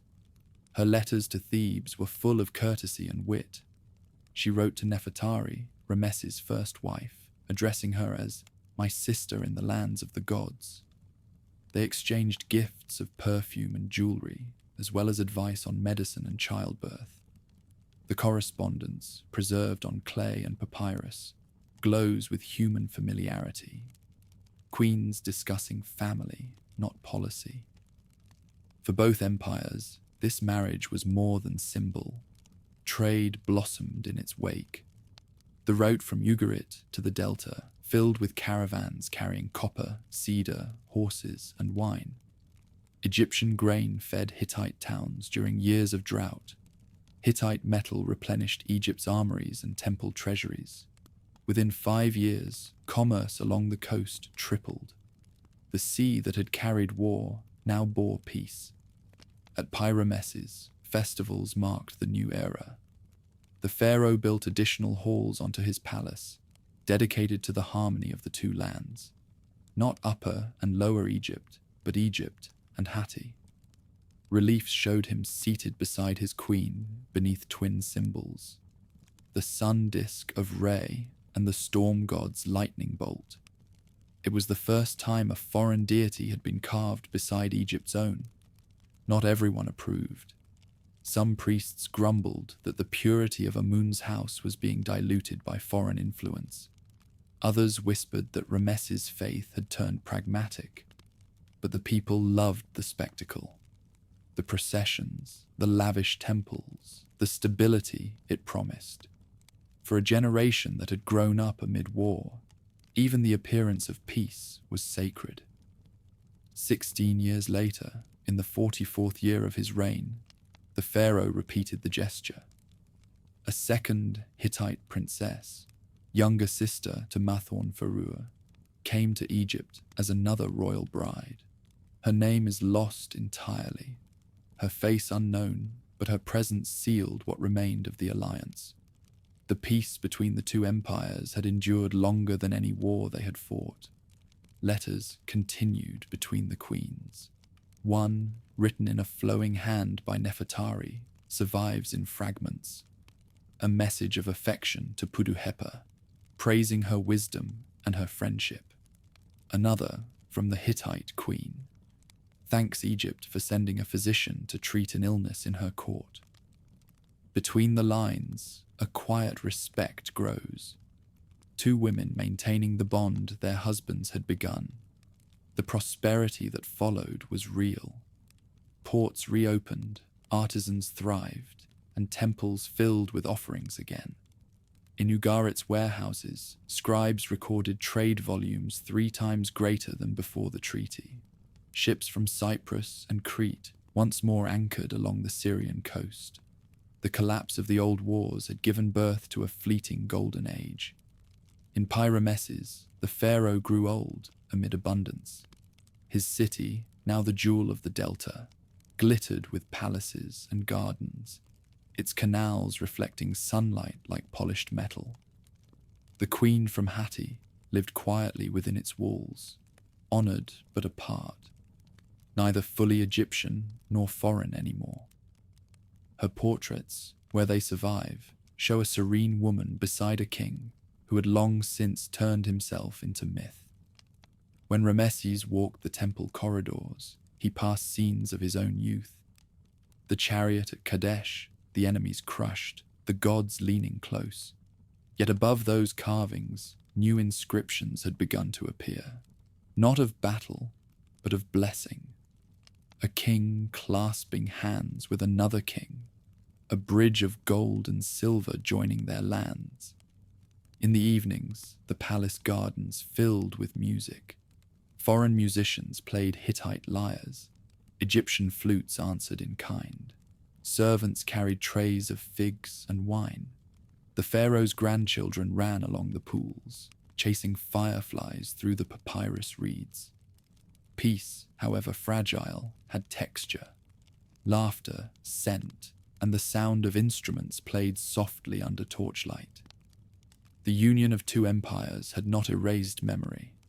Kadesh still stood in the minds of both peoples, its ghosts unforgotten.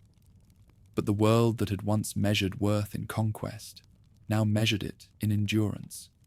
For a brief, brilliant time, the heirs of those who had faced each other across the Orontes learned to share the same horizon. In that quiet between storms, the earth itself seemed to breathe easier.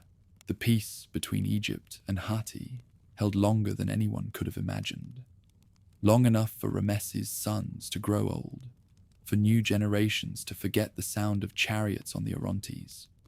For a single lifetime, the world seemed to rest. Caravans returned to the roads that had once been battlefields. Traders passed through Kadesh without glancing at its walls. The same city that had drawn kings into ruin now made its fortune in linen, cedar, and tin. Merchants from Cyprus and Crete anchored at Ugarit. Ships from Egypt brought grain and papyrus upriver. Along the coast, markets swelled with laughter and foreign tongues. Peace had become a habit, a rhythm men believed would last forever. In Egypt, Ramesses reached its zenith. The capital shone with courtyards of white limestone and pools that reflected the sky. The pharaoh, old now and surrounded by sons and grandsons, walked the avenues he had built in youth. The statues of his younger self looked down upon him, unwrinkled, unbending, unending. In those faces, time stood still. Ramesses had become legend long before he died. The walls of his temples told the story he had chosen. The warrior king who had faced the might of Hatti and prevailed by divine strength.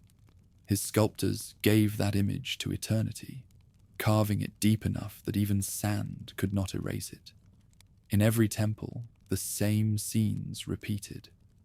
The king alone in his chariot, the enemy scattering, the gods at his back.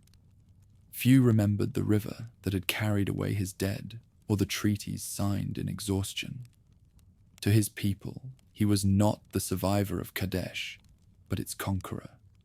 And perhaps that was victory enough. In the north, Hattusili ruled wisely, then passed his throne to his son Tudalia. The dynasty endured, its cities rebuilt in stone, its laws codified in tablets. For a time, the world seemed solid again, bound by commerce, faith, and shared prosperity.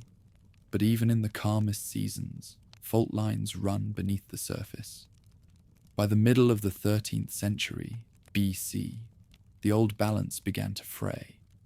Across the Aegean, kingdoms rose and fell in rapid succession. Sea peoples, a name the scribes would later give to wanderers from many lands, began to appear along the coasts. Their ships struck without warning, their motives as fluid as the tides. Ugarit, once rich from peace, sent desperate letters for aid. The enemy ships are here. The cities burn. The king is away. No answer ever came.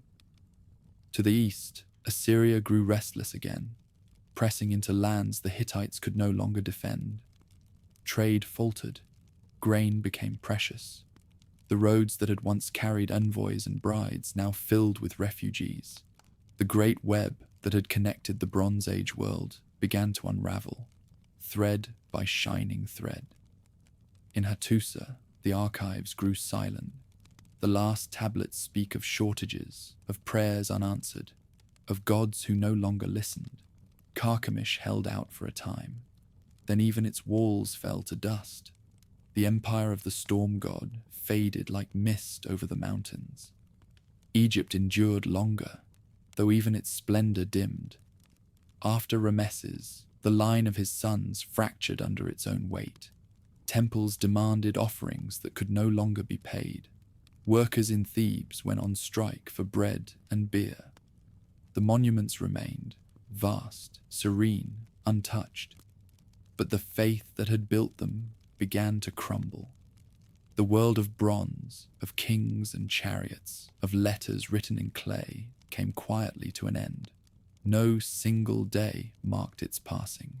It died as empires do, not in fire, but in forgetting. Still, traces of that age still breathe. In the ruins of Hattusa, archaeologists uncovered the broken tablets of the Great Peace. Akkadian lines still clear after 3,000 years. One copy rests today in Istanbul, another replica in New York, displayed at the United Nations. The modern heirs to that ancient hope. The same words endure. There shall be peace and brotherhood between us forever. Across the deserts, the monuments of Egypt stand unbroken. The reliefs at Abu Simbel still catch the dawn, their carved faces lit by the same sun that shone on the Orontes. The inscriptions inside speak of divine victory, of gods who stood beside their chosen king. Tourists walk there now, reading the story Ramesses told about himself, unaware of how close he had once come to ruin. History remembers him as Ramesses the Great, builder, conqueror, immortal in stone. But behind that name stands the man who once looked across a river and saw his reflection in another king, proud, weary, unwilling to yield. Between them, they made the world's first peace. What they built could not survive the centuries, but its echo did. It endures in every pact signed between enemies, every flag lowered after battle, every word that tries to turn survival into meaning. The world that followed would be smaller, harsher, made of iron instead of bronze. Yet in that fading age, two kings discovered what conquest never could, that to endure is the highest art of power. As the last light fell on Ramesses, the old pharaoh watched the sky turn red over the delta. The wind carried the scent of the sea, and for a moment he thought he heard the distant hum of chariot wheels. Then the sound faded, leaving only the rustle of reeds. The empire he had shaped would outlive him, but even it would one day fall silent. Still, his name would remain, carved into cliffs, whispered by scholars, remembered in treaties long after the gods who blessed them were forgotten. The world changes, but memory clings to what endures. And somewhere in that memory, in the meeting of two weary kings, in a river that refused to choose a side, the Bronze Age ended as it began, with men trying to make peace before the world moved on without them.